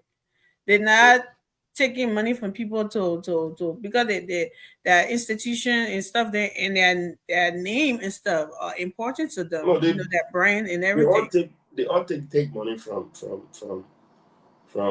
corporations. Yeah, but not from politicians to slander another politician. That's what I'm saying. MSNBC. Yeah, they. So I'm not sure if they're taking money. I don't think they are sort of like extorting money from politicians and writing bad story about them or at least reporting bad story about them. But the thing is, they take what we call PAC money, right? Like the Democrat, you know what I mean? Like not national, convention committee or stuff like that, or conventional PAC or something like that. But you cover the story, the convention, right? Right. I mean, like, not even they can choose the network to cover the convention. Yeah. And that's why, no. You see, that's why you got all these media institutions in America. Like, if you look at CNN, these are liberal outlets, right? Like CNN, everybody knows CNN are Democrat. I mean, everybody knows that. CNN, they just bring some Republican pundits to actually balance the situation, but everybody knows CNN is blue. And likewise, MSNBC, right? Then when we go to Fox, you can't compare CNN with MSNBC. MSNBC is straight up. CNN is labor. Nah, they are way something. CNN is liberal. CNN is it's almost like CNN got transgender hosts. That's what I'm saying. They are labor. So that is a far left media institution per the American media landscape if you actually doing that. And likewise MSNBC. But when you go to Fox don't have any gay hosts. Oh hell no, right? So that right there is conservative, it's far right. That's just who those people are. So you will not hear any Republican going on there to go like, you know, have anything. But even though you have some Republican senators and some going just for the sake of it, but we all know that they're not pushing any Republican agenda on our platform. Yeah. You know what I'm saying? So like in Liberia, in the case of Liberia, number one, institutions are not funding media institutions. Mm-hmm. Right? And I don't think CDC did not do it. And I don't think Baga even doing it. But Madame Salif, when Madame Salif was there, media institution, and they put me money because Ellie was giving them money. You know, Ellie understood the power of media. Ellie understood the fourth estate. She knows that any government have down their side can actually pivot in any way that government wants to go. But the other one, JMB don't give a damn. You pivot any way you want to pivot that building. There is no budget set aside for that. That's why. Yeah, besides the budget for the meeting, I get it. That's what Lester Tenney said in Pape. Budget for the Pape again, yeah. The Pape again, yeah. Is there a man the Pape sleeping? The Pape sleeping, the Pape wake up. But the thing now, the Pape again, yeah. Is there the man I thought, is it back in the days when the men start I got agree and any other man. Mama Mom. Is it when they start, they won't put the Oma pressure up, the Oma will say, Amara, the board and our style. Then Amara will go and settle the men. But the men wanted to start as seeing, you know, desperado attempt to extort money from the government by trying to flag false alarm and force protests with absolute no basis, no merit, you know, so that the government can capitulate to their ill-filled, you know, a protest, and government will just buy into it and by just giving them money to settle. And I don't know why she was so afraid of protest though. To want to because pay, you know she just didn't want the distraction and noise in the street. Yeah, but you see, they put say money not like noise. You know what I'm saying? Money not like noise, and she was so enamored with a global image. You know, right? So she was very, very protective of her global image. The first female president, but then you got all the protests happening in the country. You know, that would not have been right. You know, even though they got them two casket and I play there, they put Ray on painting and Perry on in that place there. You know, then how can a man want to sit on spoon today to I can't agree that I can look at that guy. I want to throw up every time I look at him. So be talking about women, and whenever people talking about women, something then they want to sit there and have something to say. You know, like no moral standing to talk about anything in that country. This guy represented for 2 terms. You know what I mean? Look at a district. Look at the headquarters. Say he made available to CDC. Look at the headquarters there. Eh? He said that's his district office. I don't know why he still have it. Look at that place. It's a filth. I saw that other man. He's saying he built a rest stop in bombing. What was that? I see that too. Alex Tyler. You know, I mean, look, man. I think people ain't taking us for granted. I hate to say it, but when I saw what people did in Nepal, and I was like, yeah, that's not part of that. I said, nah, that's not something we should do in that, bro. But at some point, man, people we're blasted. Well, we know about it, but What But at some a rest stop? Do they know what a At some rest point, stop supposed people to? have to snap out of Do they have any bathroom in that thing? Amy, rest stop can't even fit 15 people. So there's no restroom in there. But how will you make a rest stop with no chair? Where No will chair, rest- no restroom. So it's just like even the bus stop stay here in the States, you got little if it's a low iron bar, whatever to sit on, you have it there. And I'm seeing a little and they're talking about he paid like what 10,000+ for what? That mud looking thing? You would think With a for a pin man on that it? people Lousy green on it? you would think for a man that people have had so much Correction King Kong, right? You would do better. exactly right.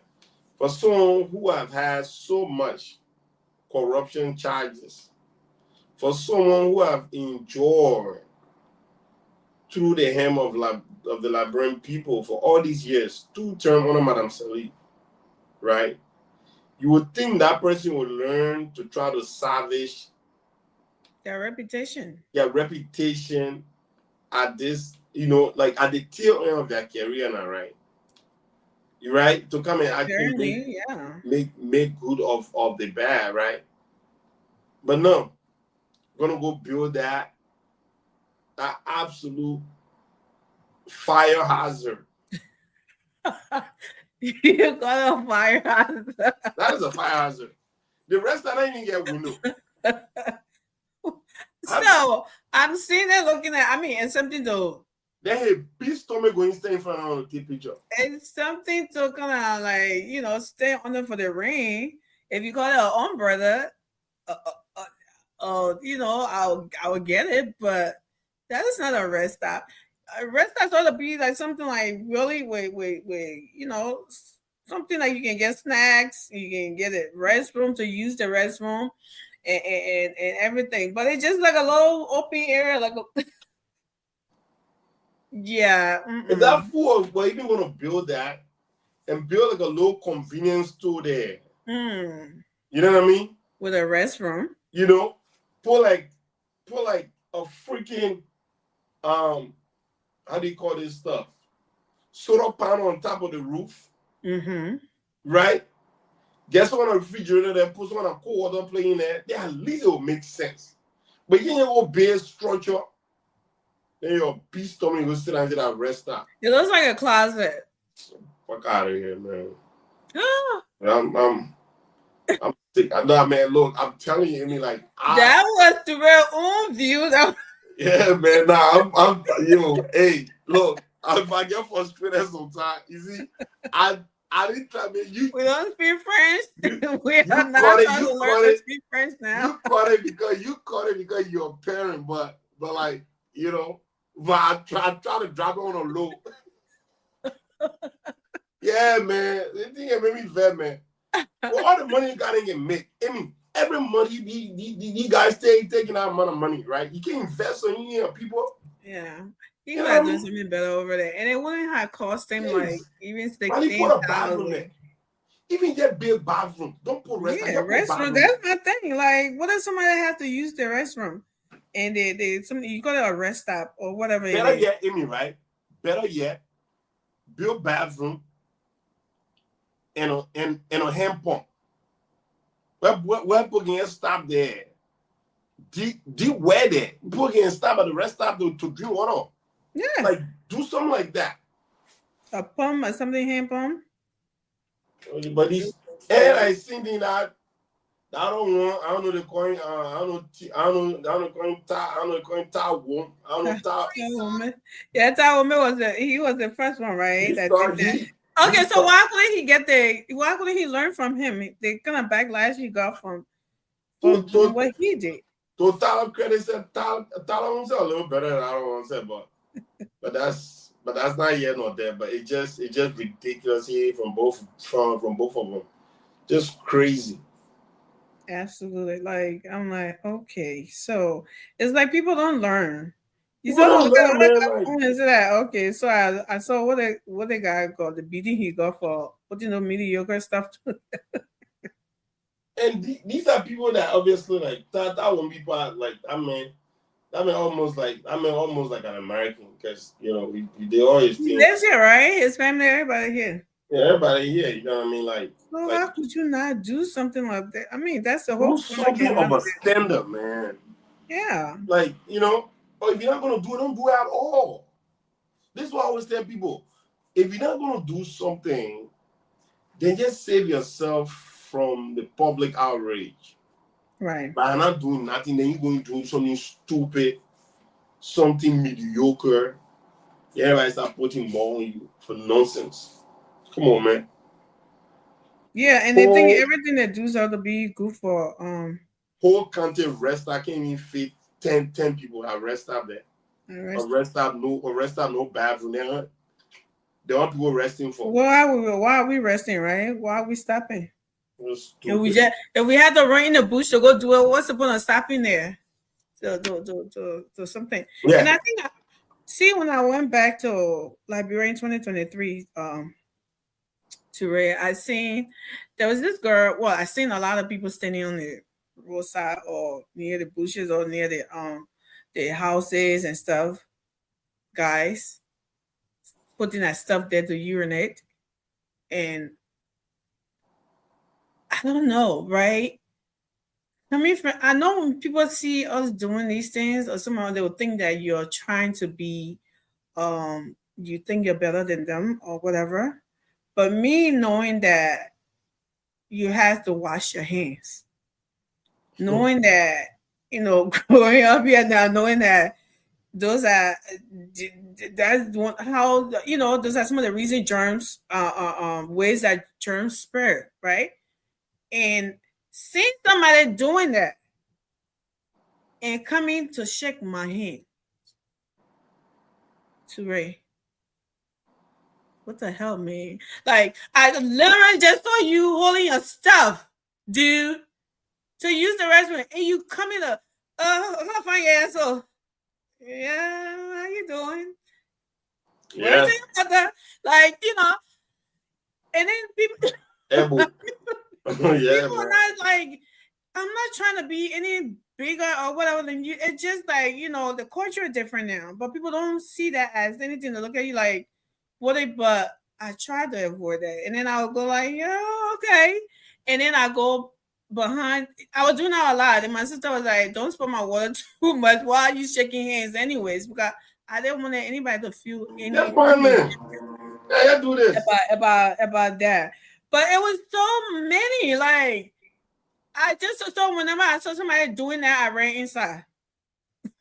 Don't not shake my hand. I'm not doing it anymore. Like Facebook, Mimi, Facebook. Oh, I tried to hold a baby. There was a baby there. That was my getaway card right there. I'm like, oh, how you doing? There's a baby in my hands. Like, it's not like try to do that. Teray, I don't know if they have it anymore. And there was a girl that came by. She was in town. She was trying to, something. She was so much. She was jammed. She had to use the bathroom. let me not engage my own stories. And I felt so bad for her. And the lady that had a key to the something, she wasn't there, and she asked to use the bathroom. I ran and I started telling my sister, like, this lady needs to use the bathroom. I don't know, they don't do that, but she had to use the bathroom. I was really feeling bad for her, and they never had the keys to Ray. This girl in the open, she never had a laptop or anything to put around her. She literally pulled her pants down in the open. I had to go and stand around. I'm like, what do you do? Like, try to block her from there. And I felt so bad from there. You're doing number 1 or 2. No, that was 1. I felt so bad. So I'm like, okay, I think somebody has to have a public bathroom in the city somewhere. Well, let me tell you. This is not, something. And right after that sister got you using the bathroom, she got up and started going about her business. No water, nothing. I'm pretty sure. I'm like, yeah. Okay, now I know why we got plenty of wishes here now. Like, a lot of things happening is most of the time it's all wish, but some of these things are like germs. Big, yeah. I mean, look, if you go to a country like Liberia, right, where you can drive across town, you don't have any convenience to that have bathroom. You know how when you driving around, you go to McDonald's got bathroom.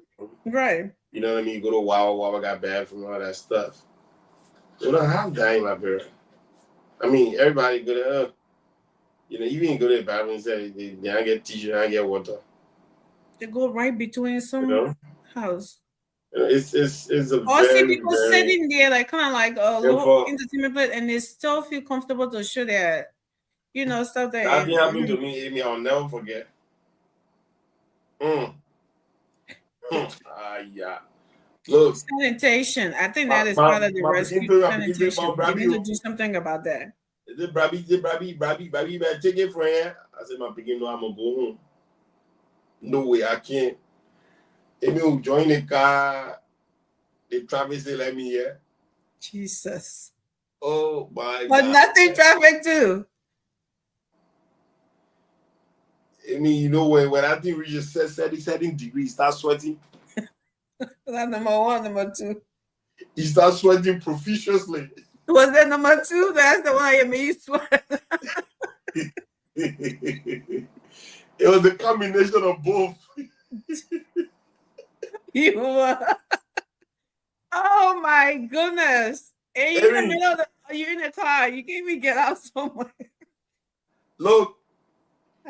I feel bad. Even when the car speed a problem. The car moves slow, that problem. That problem. Like, yeah. The car will go get in a pit again, a problem. You can't win. Shit, you can't win, man. What? I mean, I would never take that chance ever again, man. Never, ever. What were you thinking? You're in Philly? Next time you do that, he said, let's go home. Were you thinking you're in Philly? No, I really thought we made it home in time. But I did not put into consideration that obviously, you know, traffic would be an issue. Mm-hmm. You know? Oh my God. And any red restaurant we went to, the person will not get bathroom. Anyone went to say when I get bathroom, you can go behind the horse. Yeah, and they don't have it. Holy cow, man. I was like, government should make it mandatory that every restaurant. That's what I'm saying. How can you rent a place? You have a hand washing, you know. Yeah. That's why I like D Calabash.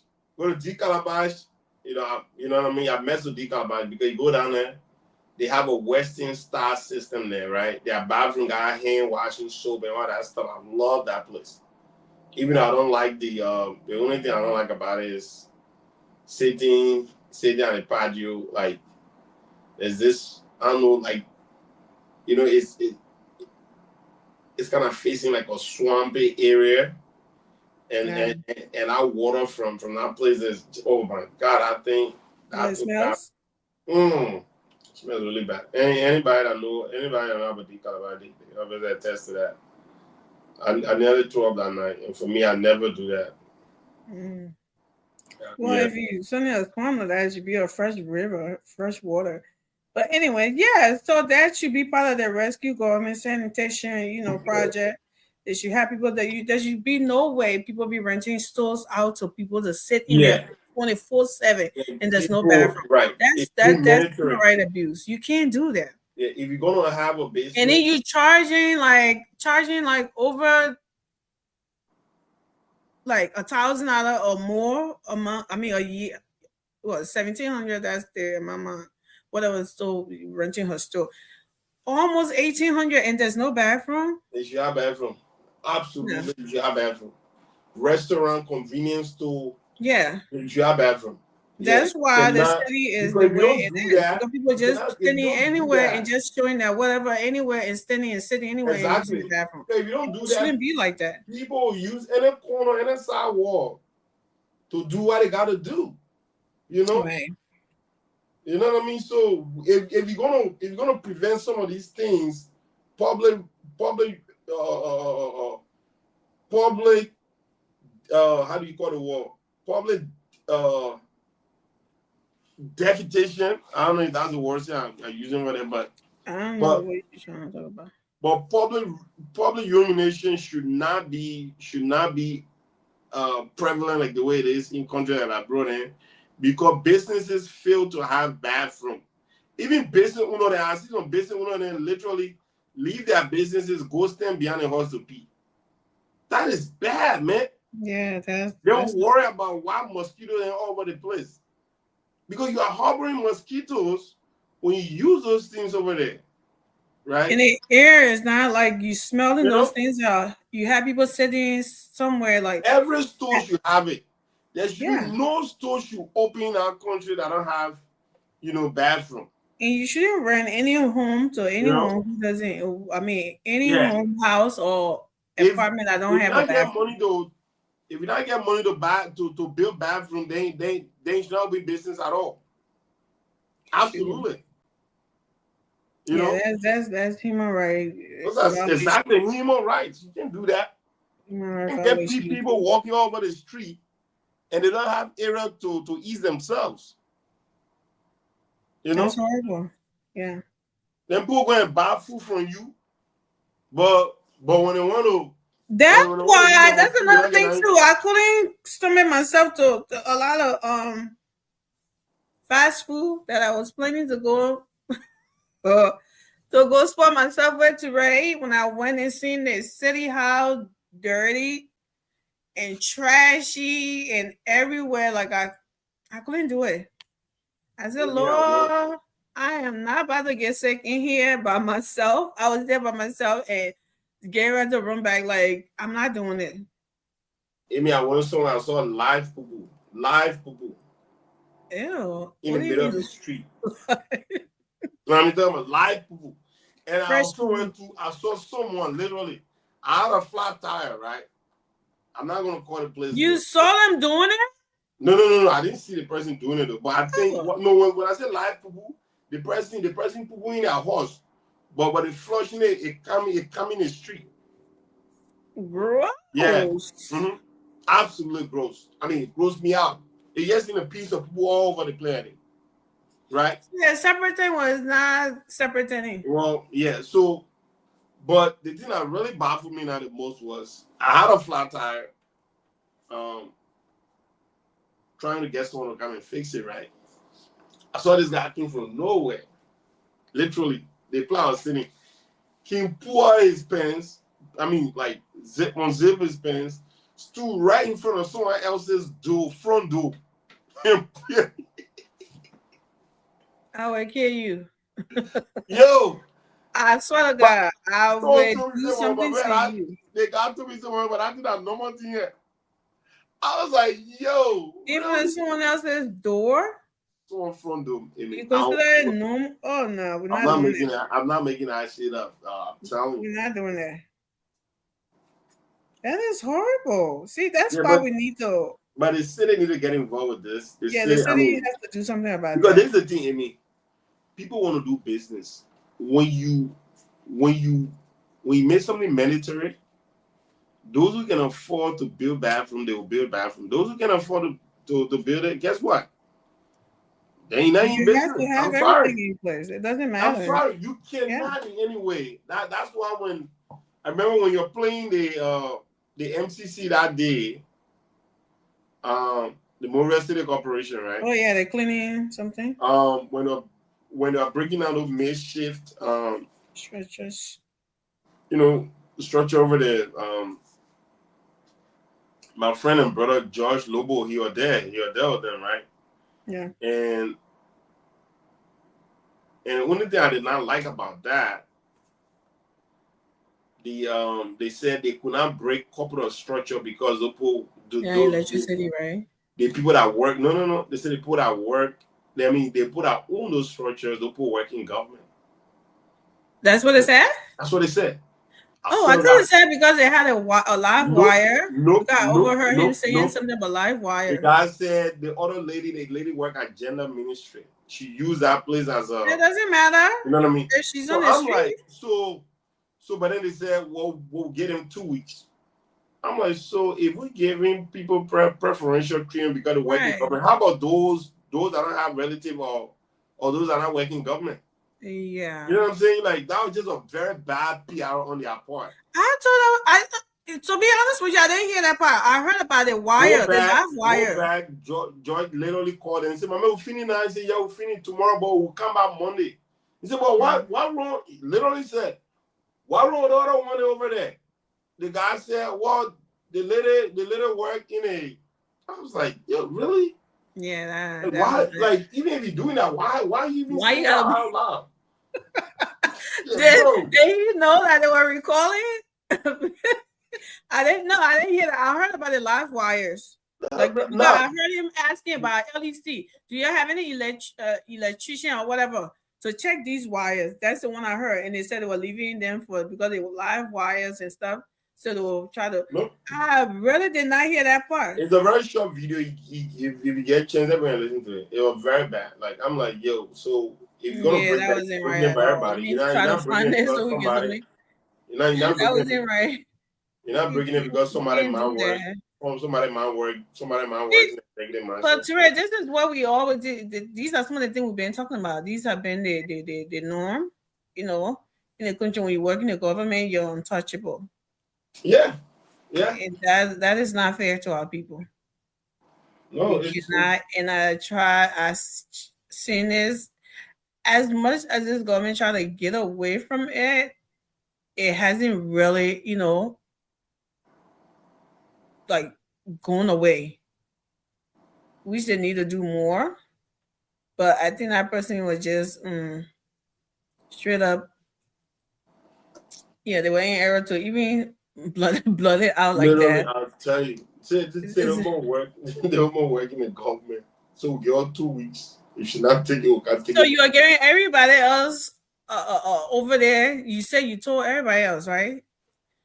Yeah. What? So literally, so been telling people like almost 3 months ago. Right, 6 months or a year. So what about hers? Didn't she get a memo? I don't understand. I don't understand how to look at a person. Yeah, that was. So today on Terrell, we have a something incredible. Do what? Let me see. I wanted to play this video. Hold on 1 second. When I seen this thing, this reminded me of my grandmother. Back then, during the war, when we used to ran away in the bush. She from place to place, eh? This place. But during the people were still living their lives like this. And in the villages, when we ran there to those rescue, or what, I don't know how to call them, those tabula rasas, and started to show up. Don't rescue surrogates. They started to show up. Rescue nimpans. That boy can lie English. Oh my god. Yeah, I don't know what he thought he was doing there, but he's there was one who said that is funny, but it's actually a word. No, tabula rasa is a word. The way he said it though, that's what maybe was like.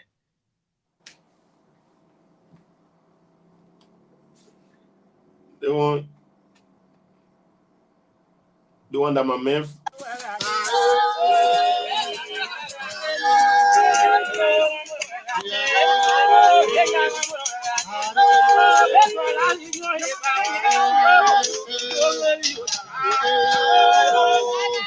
Well, I'm cool.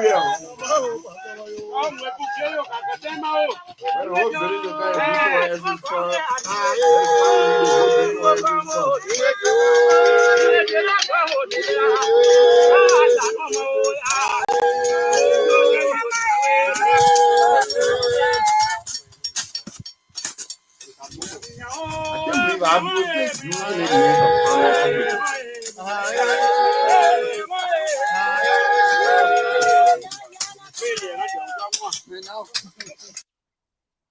if that If that You see, women, I got another super fan right there. You want to come up here? No, you're too afraid? Got it. Okay, next question. Is that, we got another, that's a sign of endearment in most cultures. Come on up. if you pressure clap, Yeah. I- So yeah. a Charlie Kirk video you're playing on there. Yeah. Kind of like something I wanted to say about him. But yeah, Teray, looking at this today, right? It kind of gave me the vibe of you know, I think they said Pele, it was like from Bon County. Yeah. That, but we need to give credit to Lofa Julius. Yeah, Lofa something that across but Africa. it kind of reminded me of, you know, like I said, oops, that's not what I wanted to do. But anyways, there it goes. But Tabula Rasa Buccaneers. yeah.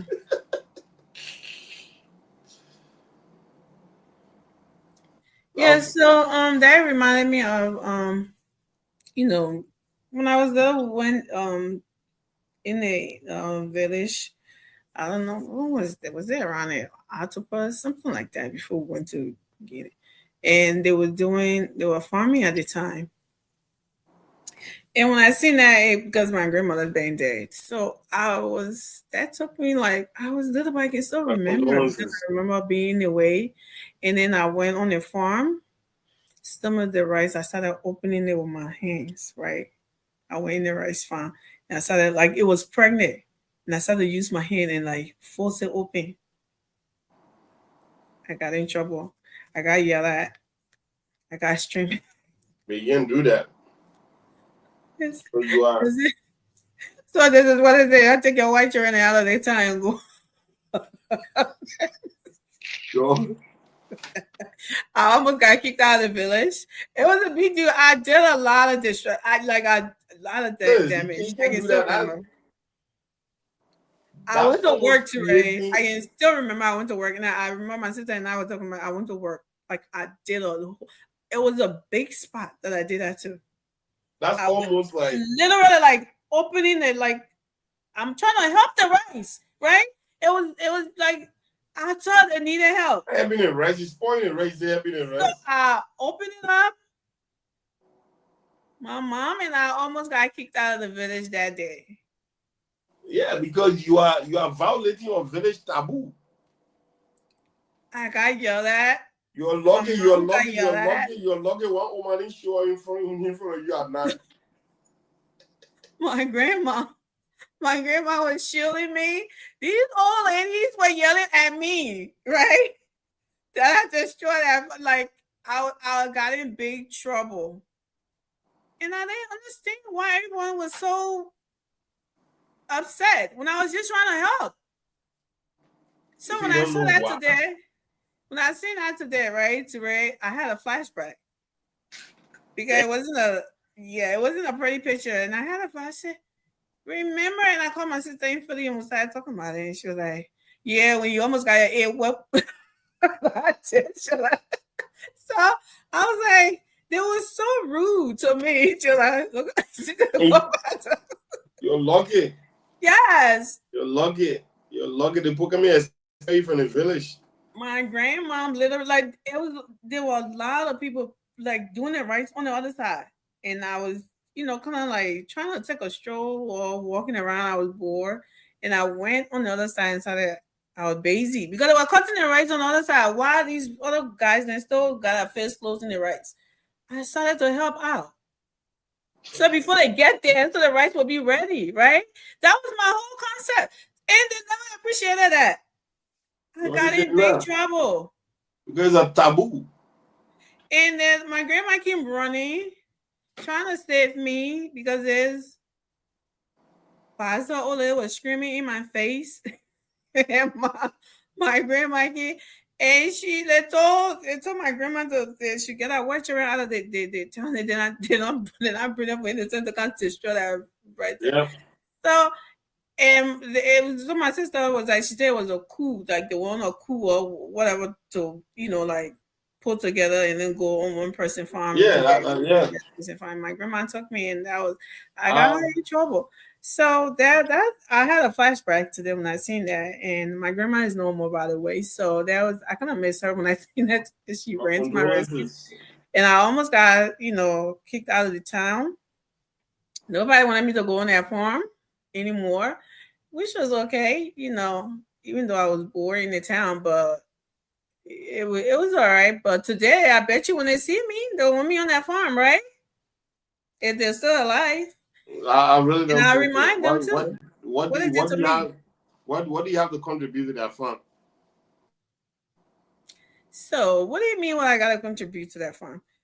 Like that whole section of rice that I went, according to them, I wasted or that I destroyed. I can get in like maybe a whole farm of that rice today. How about that? He probably could. But John is saying is a show over. No, John, we're having freestyle today, my man. We're reminiscing today, John. We're freestyling today. So today, if you want to join us, that's okay. Today is freestyle Saturday. Yeah, so if anybody have a experience with that video that we just played, you can let us know. Just comment in the comment section. But yeah, so that happened to me. So when I seen that, and then again, looking at them still using the same old way that we left them doing, like using like manually doing those things, like trying to. Is that why we have people not making bigger farms? Because they don't have the materials, like the things to like brush, or to like what were they doing? Trying to scratching the grass, right? Cleaning up. So I know here they have things that I clean between those farms and stuff. They put them in order, in rows and things like that, right? Make them really neat. It's something like that. And we don't have that in Africa. Yeah. Is that why our people are just farming for to just eat and not doing anything bigger? Or should I say, is this why we should push for the yellow machine or something to help them out? But then again, but anyways, let me hear your thoughts on that, because I got a lot of questions on that. Well, obviously, like we have to transition to industrial farming now, industrialized farming, because if you actually look at it, the population have grown significantly, right? So by virtue of that being a reality, back in the days, people were just making farm to feed themselves, to feed their household, right? And they chief in the town, and people, and you could tell who had the biggest farm in the town is someone that had plenty of children. If your children plenty, then the potential, right? That's why the chief have the biggest farm in town, because the chief got multiple wives. So those were the determining factor of who has, or who obviously going to have the biggest farm. But people have gotten older now, and village dwelling now has been discouraged significantly, because there has not been any consolidated effort made to decentralize government. So the central government is so focused on Monrovia or Montserrado, and when that happens, what happens is there is a force of attractions, right? So people in rural areas, they will come in search of where the opportunities are. And with holding everything constant now, we know that the focus point of the economy is Montserrado. So people are people are migrating. right? People are migrating now from the rural area to come to Monserrado in search of opportunity because the government have not done enough to decentralize, opportunities to other rural places. And that buy into something that Gafon are talking about today. At least while to watch on the video, right? They're recording. The effort of decentralization is being done right now. He talks something about the MTA. Having that robust, accessibility rules and all that stuff to be able to travel to all the places, Lofa, Granjide, and all that stuff. When that happens, there will be need now for people to go back to the rural counties. And the yellow mission, all that stuff, people can literally, and he also talk about how there is so much money right now for farmers. So people, if you know anybody that got farm, let this opportunity. So what did he say? He said it was going to be like a grant or loan? Yeah, he talks about grant. Okay. He said they're working with multiple partners, people that have interest in agriculture and stuff like that, food security, and people are coming. So there's opportunity that even a guy Jerome Osborne talking about how he got 70 acres of land. Joe Gibson? But yeah, so but is it Gibson? Yeah, they got from Granjide. 70 acres of land. What is is that hectare? How many acres make 1 hectare? I don't know about land. I don't know that either. I don't really focus on. I don't know what a lot is. I don't know what a hectare. I know what a lot is. I know how many lot makes an acre. So I'm not really. Now, how many acres make a hectare is what I'm not. But Google it will tell you. Yeah. But when I start buying land, I don't forget the thing. I'm buying land right now. You're not buying land yet. You wouldn't. Yeah. Land was cheaper a couple of years ago than it is now. If you're waiting, I'll tell you what. Years from now to buy land, you'll probably be buying at 5,000. Do you see those little shots? Some of them on Facebook or somewhere, social media and stuff. And they said land, they said house for sale. I mean, some of them got some pretty decent houses and stuff, right? But some of these like Z around, they're talking about one lot and they're talking about $25,000 or something like, I'm like, what the hell? I know. $25,000, like the land, the one lot. I think they're doing it with the house and everything. Well, yeah. Well, someone that didn't you just hear me? It's not it's something you're literally gonna break down. It's not a house for you to keep for that amount. That's what I'm saying. But some of those things are just land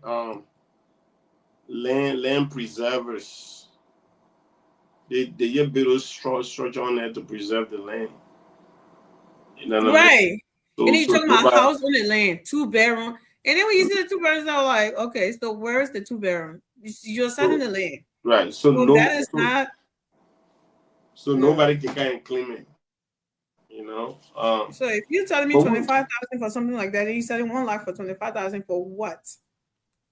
Is it a down payment? Land? Huh? We're not ready to buy land. I'm not ready. I say I'm not ready to buy land yet. What are you waiting for? I don't know, but I do know whenever I get ready to buy land, there'll be land available for me to buy in any part of the place I want my land to be. That's what people say. You daydreaming. That's what people say. Just get the right money. Right. That's all you have to do. I'm not big. Yeah. I mean, you can buy land anywhere you want to buy land. So when you get the right money, what do you want land in Central Monrovia or somebody's willing to sell if you got the right money? Well, that's what I'm saying. I'm not buying land in Monrovia for $25,000 for a lot. We're not doing that. Well, it all depends. Instead the Russian guy came to New York. He built an arena in Brooklyn. I mean, who bought land in Brooklyn? But the man bought land in Brooklyn. But the man got the money. How long was that? How long ago? I mean, like, not almost like 15 years ago. Really? Yeah. Like the Brooklyn Net. It used to be known as the New Jersey Net. But the Russian guy bought the team in New Jersey, transferred the team in New York, built a state-of-the-art arena in Brooklyn. If you get the real money, you can get land anytime, anywhere. If you go to Santa Monica right now, you show 500,000 or 1 million to somebody, they will not say that. So then, what will you use to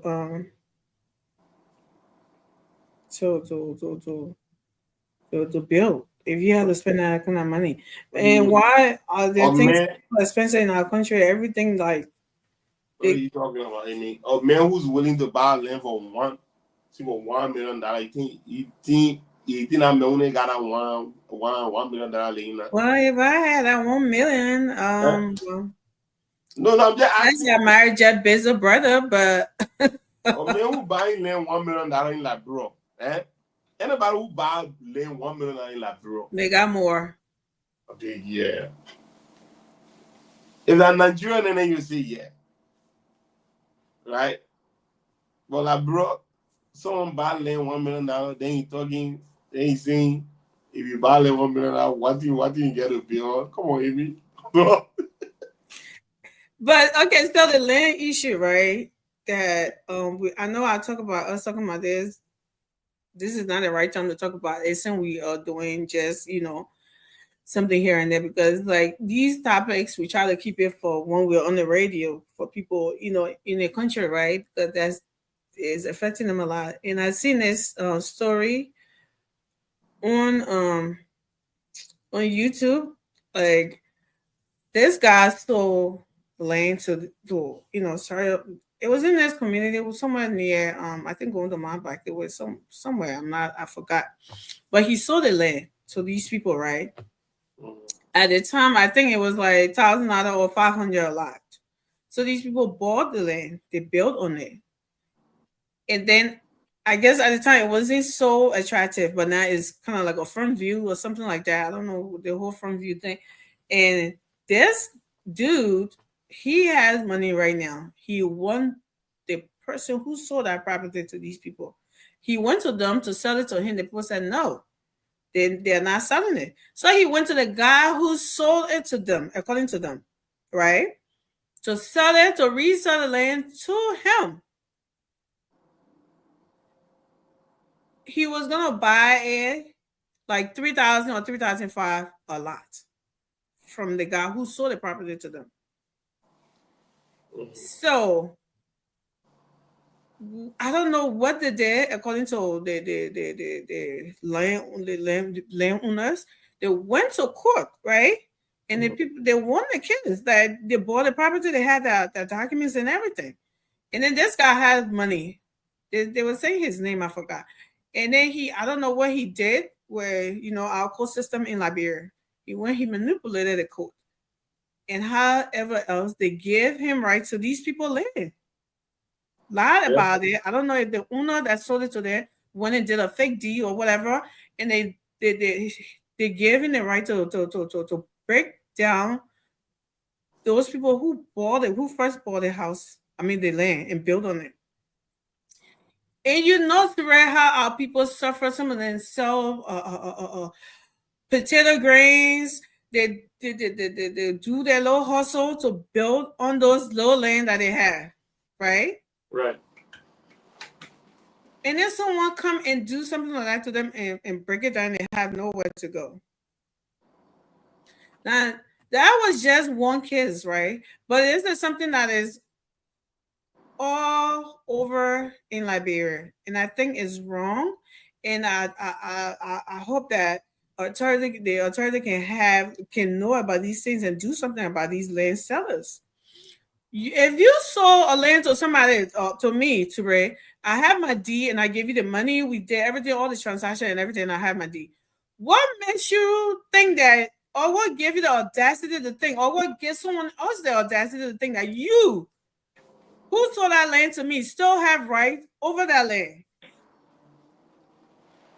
Yeah. That you can go ahead and tell someone, come back to me and tell me after a couple of years, and tell, I should you will give him my money back, and that you're trying to resell that land. What makes you think that you have any more right over that land if you already sold it and signed a document and everything, and you took somebody's money to rate? Well, so these are some of the things our people are going through, and we try to, for us to highlight these things, and it's terrible. Because people are really getting away with things like that, and they're knowing people in the system, manipulating the court to do this to people, and it's very wrong. Of course, saying it's wrong beyond understatement, but these are regular occurrences in Liberia. It's sad, but could always adjudicate in favor of the higher bidder. It is sad, but that's what it is, man. If you not get money, like bro, you get on the call when you go to court. Yeah, get on the call. That's why the most corrupt one in the country, they got all these legal people backing it. You gotta see you corrupt. You go to court, man. What? Don't pay that money to government. Go to court. And government too damn lazy too. Nobody care about everybody. Nobody want to even drag anybody. Look at Samuel 12 right now. Right. You know what I mean? Look at Samuel 12. It have been a partisan and come outside, they suddenly noise. And to be quite honest, it's even hard to fight that because number one, as a new government coming in, you basically trying to, trying to focus on your international networking abilities, trying to connect with people while simultaneously dealing with domestic issues. So it's very, very hard. But let's see what Baka will do with the whole CDC and corruption and stuff, because nobody has been able to hold anybody accountable. Ellen Johnson, she did have Julie Brown accountable until the paper went to jail, right? And she was able to manipulate Joia and were able to actually get herself off the hook because Joia did not understand the game that Omar playing with him. The hell he did. No, he did not. He took that game was so sophisticated. These guys, they were so anxious to gain state power that they did not understand the game that Oman played with them. Look out before the Oman could leave. The Oman printed a continual load of money. And the men saw the money, oh no. $16 billion. You know what I'm saying? So that is like the Oman saw the money. Yeah, money back.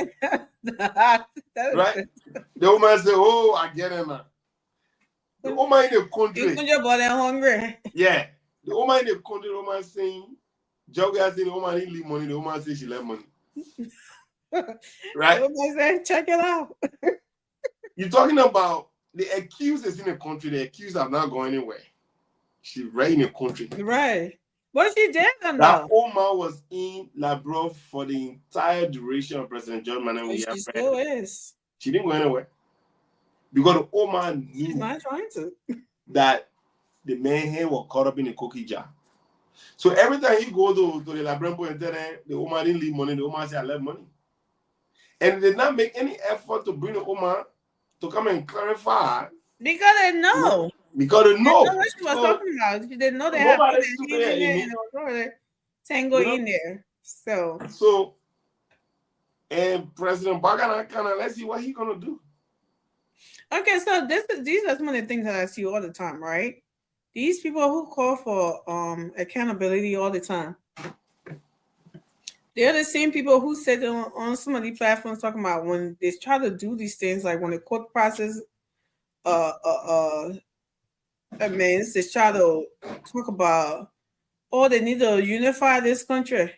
They need to, like, as if when you holding somebody accountable about committing a crime against the state, that means you're trying to tear everybody apart. You're not trying to unify. You're not trying to unite. You're not trying to. I don't understand it. And they try to push the narrative like the person is not doing a good job. They're trying to be they being you know, they try to play divisive politics, and these are the narratives and rhetoric that they give to our people.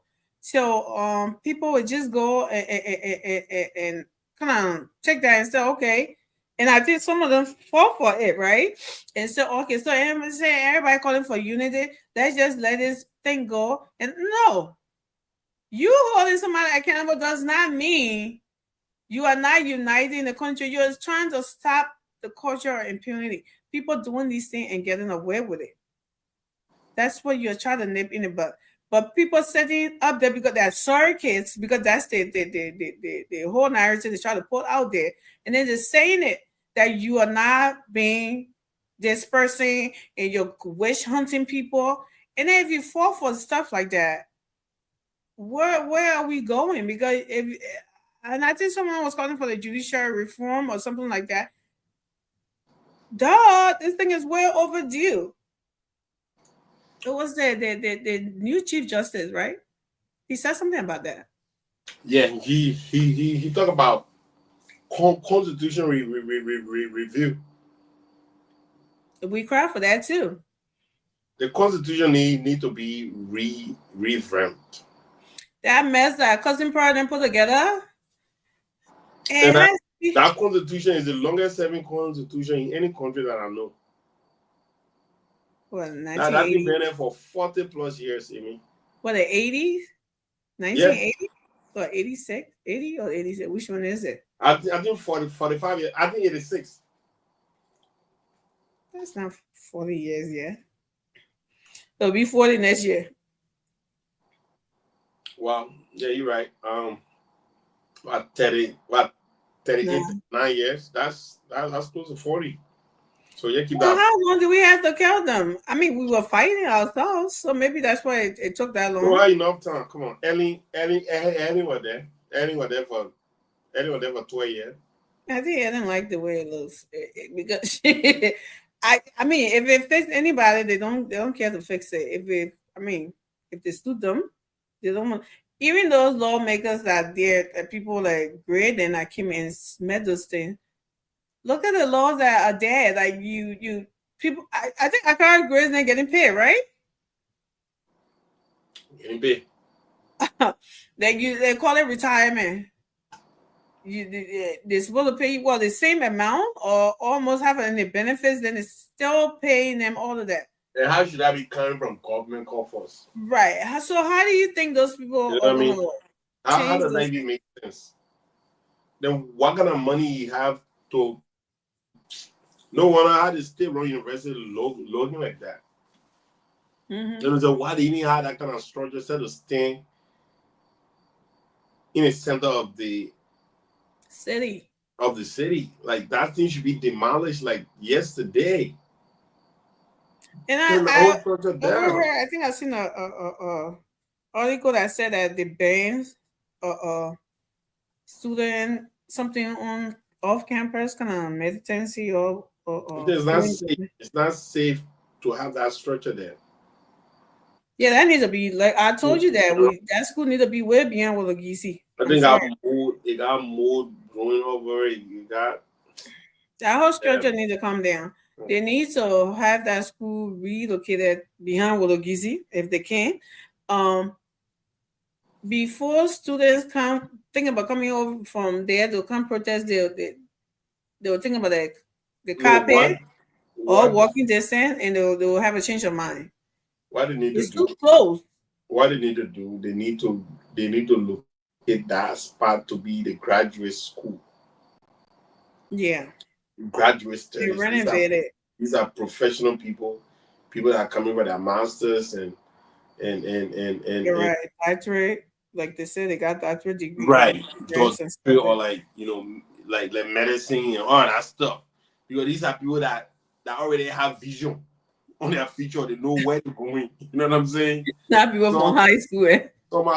Some have already tested the job market. They just coming out to add on to their professional credential or professional portfolio. So those people, they already know what they're there for. But a lot of these kids, they just coming. You have to take them 2-3 years for them to figure out what they really want to even do for their life. A lot of times, including myself in college, it took me almost my junior year to figure out what I really wanted to do. So what the hell were you studying? Huh? If it's talking your junior year, what were you studying then? No, because at the end of the day, no, obviously I did elective, I did social science. So but like, you know, I did everything. So it was almost like my junior year, or at least my sophomore into my junior year, I had a better picture as to what I really wanted to do. I was trying to that, but but business administration, business, management, and then I went to administration, healthcare administration, and all of that. I was in the same kind of area, but I was just switching it up like that, like. And mostly, and then the traveling around too when I got married, military life, and all of that, and it was just kind of. And then I finally settled on the same administration, but it's applied administration. So, you kind of switch up a little bit here and there. But I actually wanted to do pharmacist, and then I wanted to be a pharmacist, and then I switched to being a radiologist. You know, all that is great, huh? I say you already switched plenty too. Yeah, I did. And then don't feed them to kind of cross each other out to a certain point because it's kind of so I was kind of losing credit here and there, but I take some of my credit along with me whenever I did that because there was some of the kind of crisscross. So so it was a long haul. And then when I had my daughter, who are doing the now.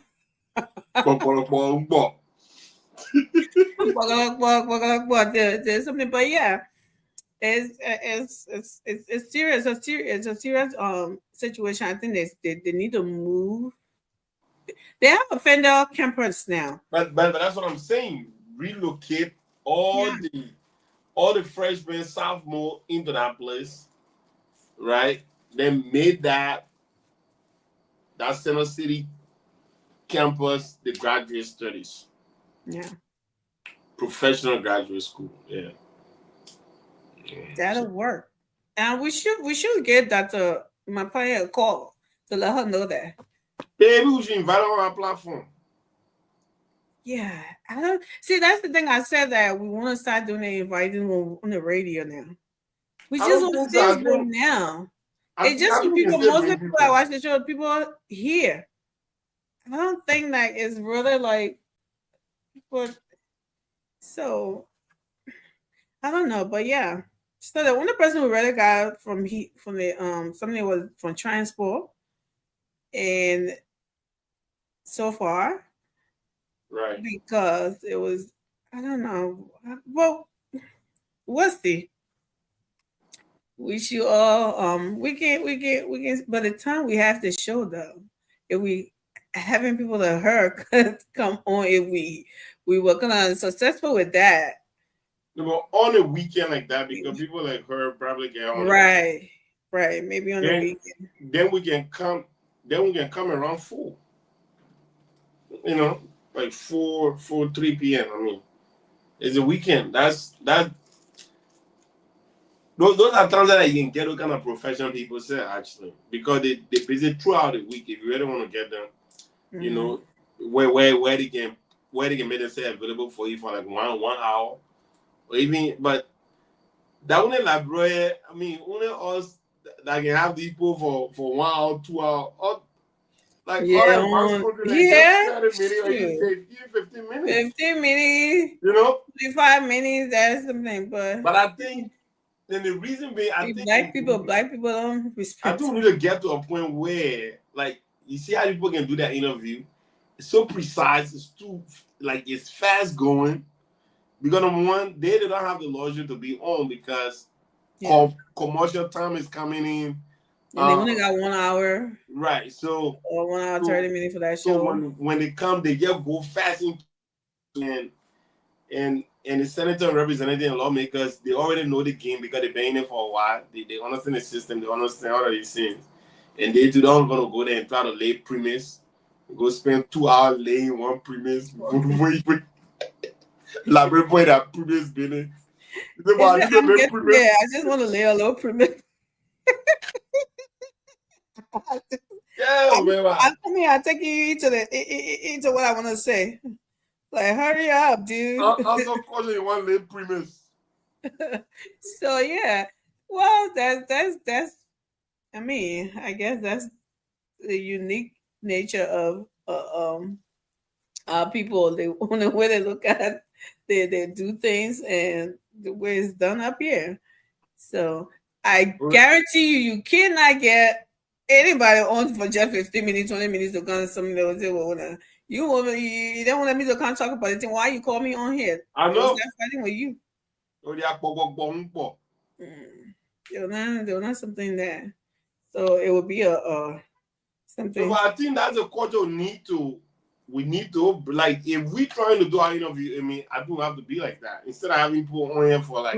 I'm not even co-signing on that with you. Good luck with that. No, I mean I can do it because obviously I've been doing it for a while. I just stopped, but I think that is I don't like to be around the bush. Go direct on it, my man. They pose he stole that money. What do you say?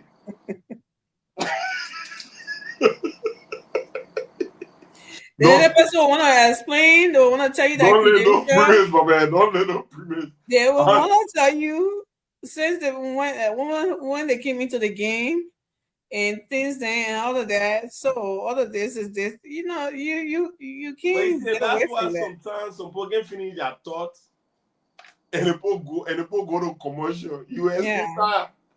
You gotta get it time. Look, just take a time. Look at Madam Ellen Johnson when she appeared on Al Jazeera with Mehdi Hassan. Mehdi Hassan was saying, "Oh my Gary." That's a blatant lie. That is a blatant lie. L-I-E. Lie. No one was better.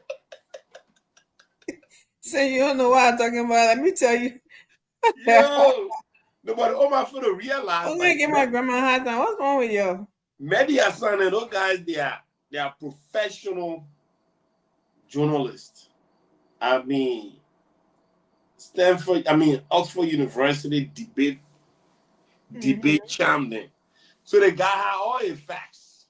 He did. She tried to deny it, but they will not ask you anything that they don't have a rebuttal to or follow up to.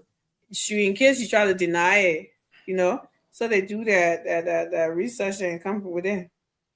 You're not getting away with it if they know it's true. The guy says so you fill your government with a lot of your kids. That's nepotism. Then Omar said that's because I needed people with specialized skills. Children have specialized skills. That's what she said. Then the guy said, but so it's one of those specialized skills that let your son Robert Salif to bang Rob and no car. She didn't like that. And I'm going to post it our beloved son Robert Salif. So when you tell Robert Salif, you touch part of her nerve system. No man say, I thought you called me to have a conversation. What do you think this is? When you in the middle of an interview and then he's not looking at interview weed. Yeah. That I thought you said we're coming to have a civil conversation. And all you're doing is a showmanship. Like, Because I said, oh my phone, he's like, what? Because she didn't like the question, so it became a showmanship, right? The woman literally she did not in the interview. I heard she walked away. The woman started ripping the thing off. She was really angry then. A big 18. The woman thought I good from her. She said, "What?" The woman thought she was talking to good from her. Why? The woman said, Yeah. The woman said, I retired from politics. Then good from her said, why are you here? He said, why you are here? Why you are here? I am be like, what are you saying? The woman made it clear. The woman said,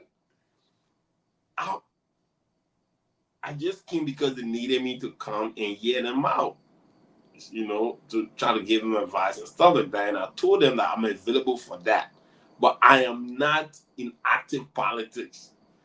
You want me that clever? Good influence, just dog.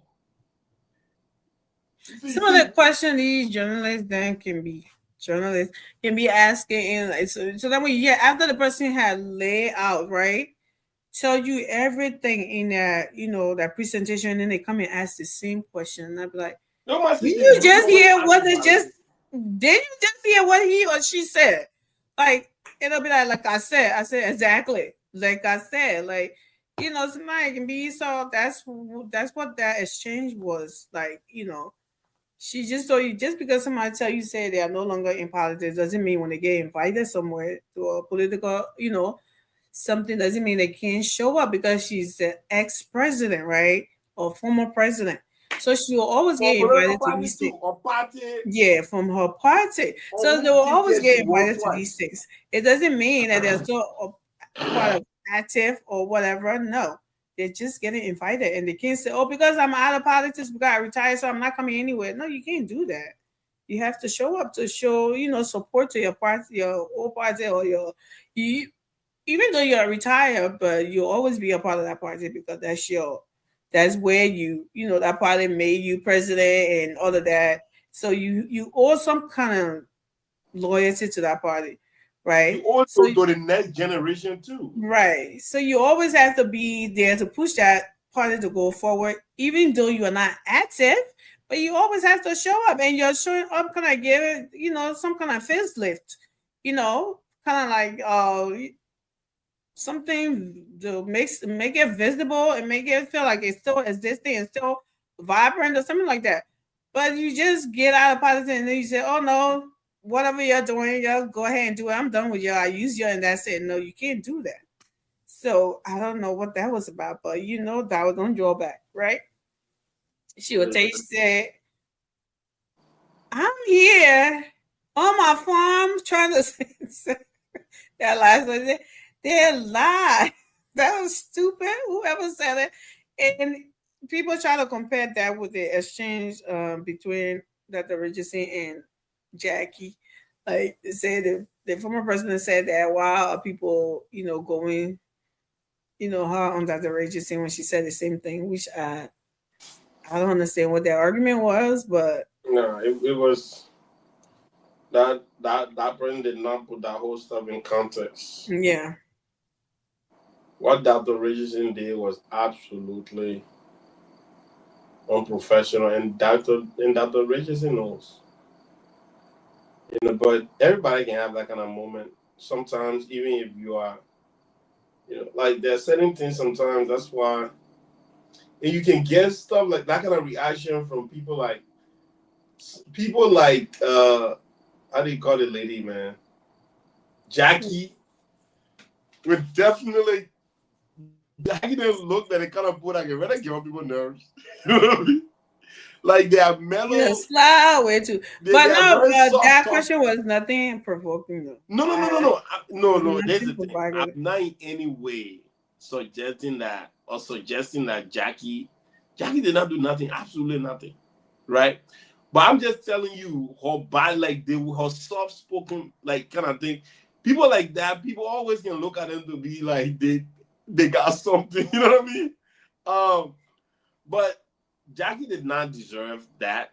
Dr. Richardson of it. Dr. Richardson too. She don't even come across like someone who had that in them though.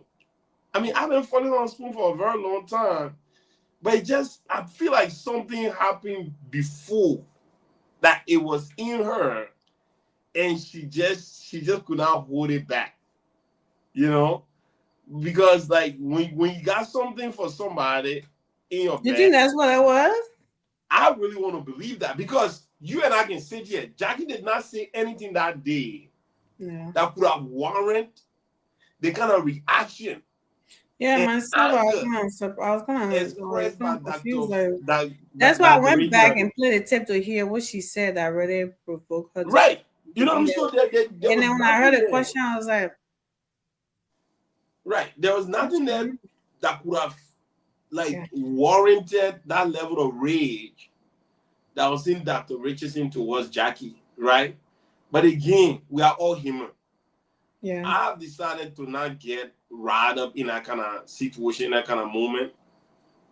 But you yourself, you saw what happened last night. You know, at some point, you and me had to mute me, right? You know, and that's what you expect from someone who, and that's what Stenton should have done that night. When you see two people going at it like that, at least not two people going at it because Jackie was not really doing that much. But you protect them from themselves. You mute them, put them in the back. You know, because that is not something like you want to be on a platform, grown people making fool out of themselves. You know, the listening audience don't deserve that. The public don't deserve that kind of, you know. So you put the people in the back, you mute them, and when they continue on muting themselves, you put them in the back. You know.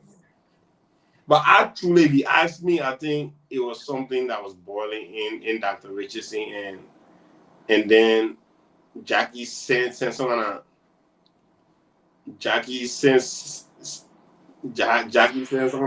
some kind of bomb pass to her, and she just took it and dunked it. What's the name?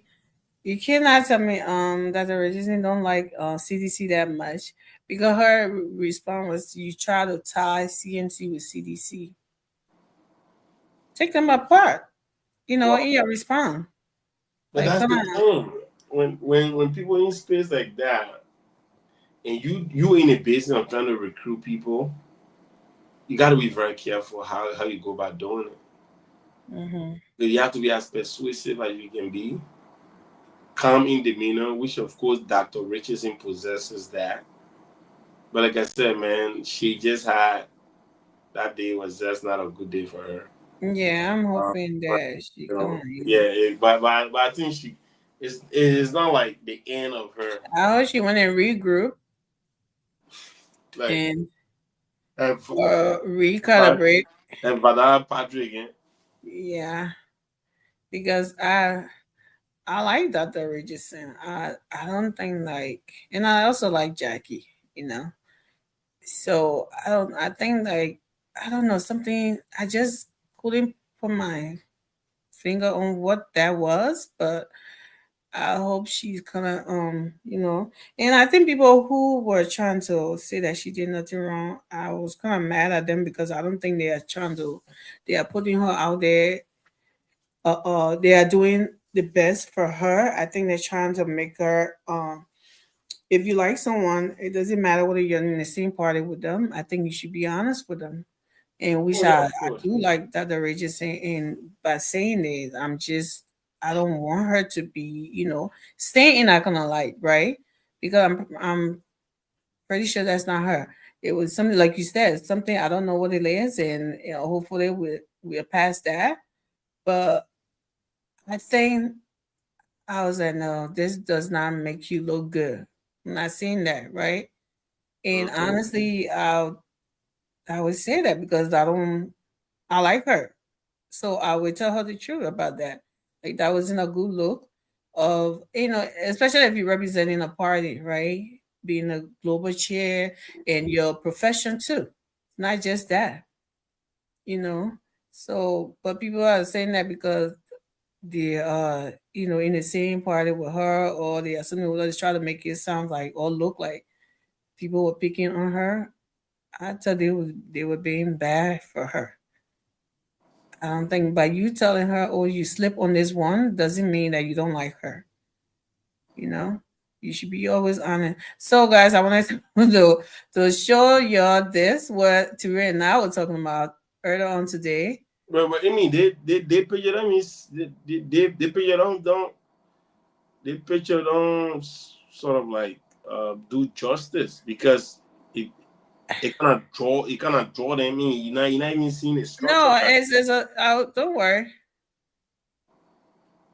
There you go. How about that one? You see that? And so that looks like a closet. I think just look at some. Because there's nothing in there. There's nothing there. Those like bathroom, like we were talking about today. Where is this place? And there's no, like, you even put no crush. Is it on a hill? So no car. You're just stopping the car and come. There's a better one. You see? Look at that. Look at that. What is that? Where is the sitting area? And how many person can sit in that thing? That looks like a walking closet to me. These Timo Blaska Malcabas, man. If you put that in a house, that's a good walking closet. Anyway, if you know better, you do better. And if Right. people are doing better, the people are doing better. If only the people know what better was. Lot of time people don't even know better. People are celebrating this though, so you maybe because they have something there to That's say on it, nonsense. it was in there. So the thing is, Then you're like gonna you have said, a ribbon cutting all in that nonsense. the It audacity. is, you know, these are the kind of things that get angers me, man. Like playing on the emotions of poor people. You know, people don't know better. Their children have gone to town. The children coming to pay something for them that they're not even adding value to their lives. But just because something new is being printed and I send it to people kind of celebrating. The next thing, you're not even see people around that place. So Ture, the next time I go back home, maybe I'll be something like this, like our favorite uncle here. I'm about to show you. Maybe everybody's favorite uncle who's watching. Maybe this is what it feels like to be back home. So let's give you a taste of it, guys. Let's do this. Let me show you. Those guys are joke. All of them. All of them. They are all jokers. That's what I said too. Oh, look at it. That's your uncle. Uncle, God forbid. Oh, you saw that, Mickey? Look at this. All right. Is it sagging?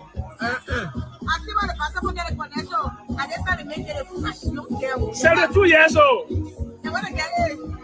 She's 47. Fresh for the real fresh for the work for the river. Well, I'm not making 47-year-old woman. Okay, that's enough. It's sagging.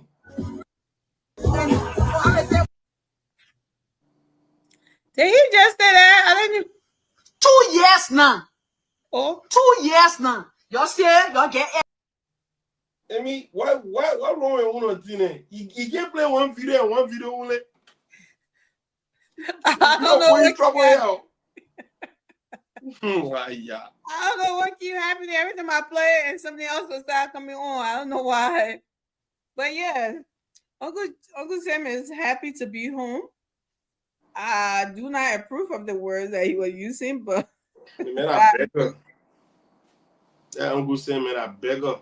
I'm pretty sure he's happy to be home. He's having a blast. I think today, we had enough chatting for our people. We should call it a day. Yeah, I must say I got basketball practice tomorrow morning, so I gotta go to bed for that.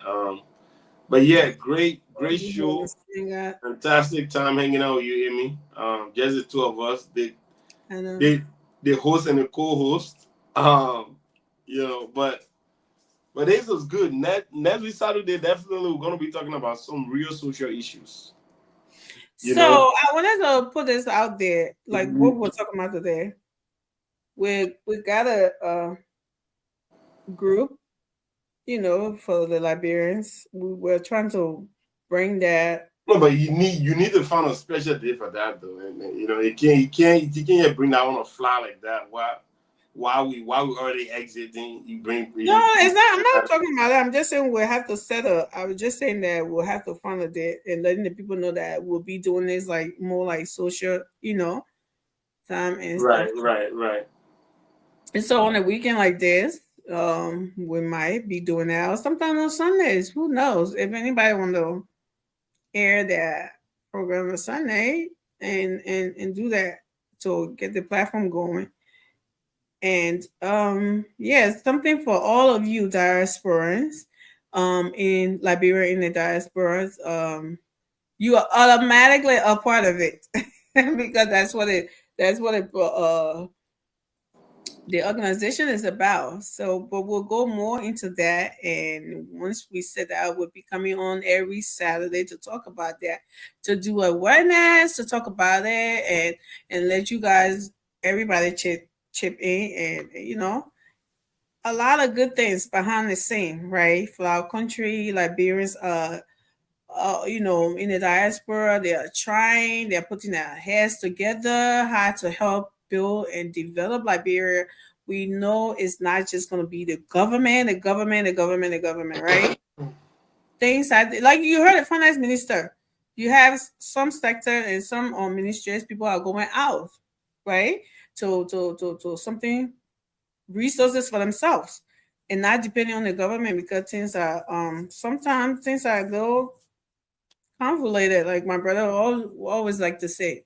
He will like to say. So, you know, people have to do some of the stuff. Liberians, other countries are doing it as well. So we got all these things, people in the back planning here, back home. Some those programs, those organizations, and when they come here, we have to come up and talk about it. And this one is called the Diaspora Liberia Development Initiative, DLDI. And we will be coming on either Saturday or Sunday when we get it did right with something to talk about just the program. Because as long as you are Liberian in the diaspora, you're automatically a part of it. You just need to give your number now to get in that chat room to be a part of the discussion and everything. So, yeah, we'll find a time to bring everybody on, the leadership, and we'll be talking about it more. That just is something with that. We say thank you for tonight. Oh, let's go show. I mean, we go. Thank you, everybody. Yeah, thank you. Good night. Oh, leave it. You come. Look at a man. Well, leave it. Good night. Man, you have a family show, man. I will nobody know you have a show. Family show? What do you mean family show? You have a family show. Brother and sister. Only two of you. It's a family show. Look at that link been dropped since 2 hours ago. 3 hours ago, we dropped that link. All right. Yeah, good night. Bro, that's yeah. 3 hours, 30 minutes, bro. I see you, man. Are you overspent or what? I don't have to go in that chat room except maybe the notification stuff is muted, so yeah, because the in plenty chat room, so I know it's annoying. Bro, posting that boom. I said mute my notification. Yeah. If I don't click on that stuff, I don't know anybody posting. Exactly. I'm not too much. So many who did they get be posting things? They get posting. As soon as you sleeping, say you're busy, just no. Like, But I mean, I know you're discussing the issue, my man. No, we literally were just all over the place. We were just all over the place, just chit-chatting. So you missed it. Yeah, no problem. Good night. No problem. Next time, you were freestyle, right? Yeah, the only thing we didn't talk about was, you know, by the way, Megan to. Why I didn't talk about what I was supposed to talk about. I don't know what he's talking about. Why I was supposed to talk about and you didn't talk about? Man, We were talking about Liberia problem. You go to bed today when I know that one, bro. All over the place. But I want to say that family thing you were talking about. There's many like problems that Liberia have. We're talking about just few of them. Yeah, we go all over the place. We're talking about agriculture, banking, finance, social development, the university in Hawala. You'll be just fine. All over the place. But hey, man, Morris, my man, good night. I'll be up. I'm gonna be up early tomorrow for practice. I'm trying. All right. Thank you trying. for hanging out with us. I'm trying to lose a little bit of weight in me. I'm getting big. Big? Yeah. What are you trying to be like? Anorexia or whatever? Look, I'm worried holding in here. Yeah, man. I put on weight. Look. I put on weight. For real. Now get off on them, man. What kind of weight you pulling off? I'll put on weight, bro. Yeah. What's the more say now? Skinny boy can get fat. You know that it's called skinny fat. Yeah, well, you're not fat yet. Amy knows you get fat, we'll let you know. All right, good night, bro. Then you gain weight to where we'll let you know, yeah? Until then, you have not gained weight yet. Really? Whatever. At least I know myself. Well, yeah. Maybe from what you used to look like, you think you gain weight. But but weight gain, yeah, I gain weight. And I'm trying to work on that. In due time. You look special like that. Well, I know myself. Maybe if you visit Marshall Territory, that we should be claiming mango tree. Then if you go back to doing that, maybe you will. No, I go back on the restaurant and start opening everybody's rice. Oh my God! Never forget that. Then down by the village. Witches were yelling in my face. The village was there. You see, they like almost 35 years ago. She ain't learned nothing. She learned nothing. I didn't know she's still doing it. So, boy, right now we need to go show something. They didn't try me. I'm a single barrel. Go. You all right? He didn't single barrel and do something. I'm gonna they didn't try me. Yes, thank you, everyone. Thank you for hanging out with us. All right, you're good night. Tonight we didn't plan for the show, so we're just chatting, and you stuck by us. If Turel to share, maybe was going to text me, text me here, bro. Oh man, you want to come on? You. But the man can betray the struggle that the problem about him. Text me, yo, bro. Councilor Gongo, he betrayed the struggle. Amy and myself, you want to join us? But the man, anyway, but you're good night, man. Good night, everyone. God willing, Monday. Good night. Get back here.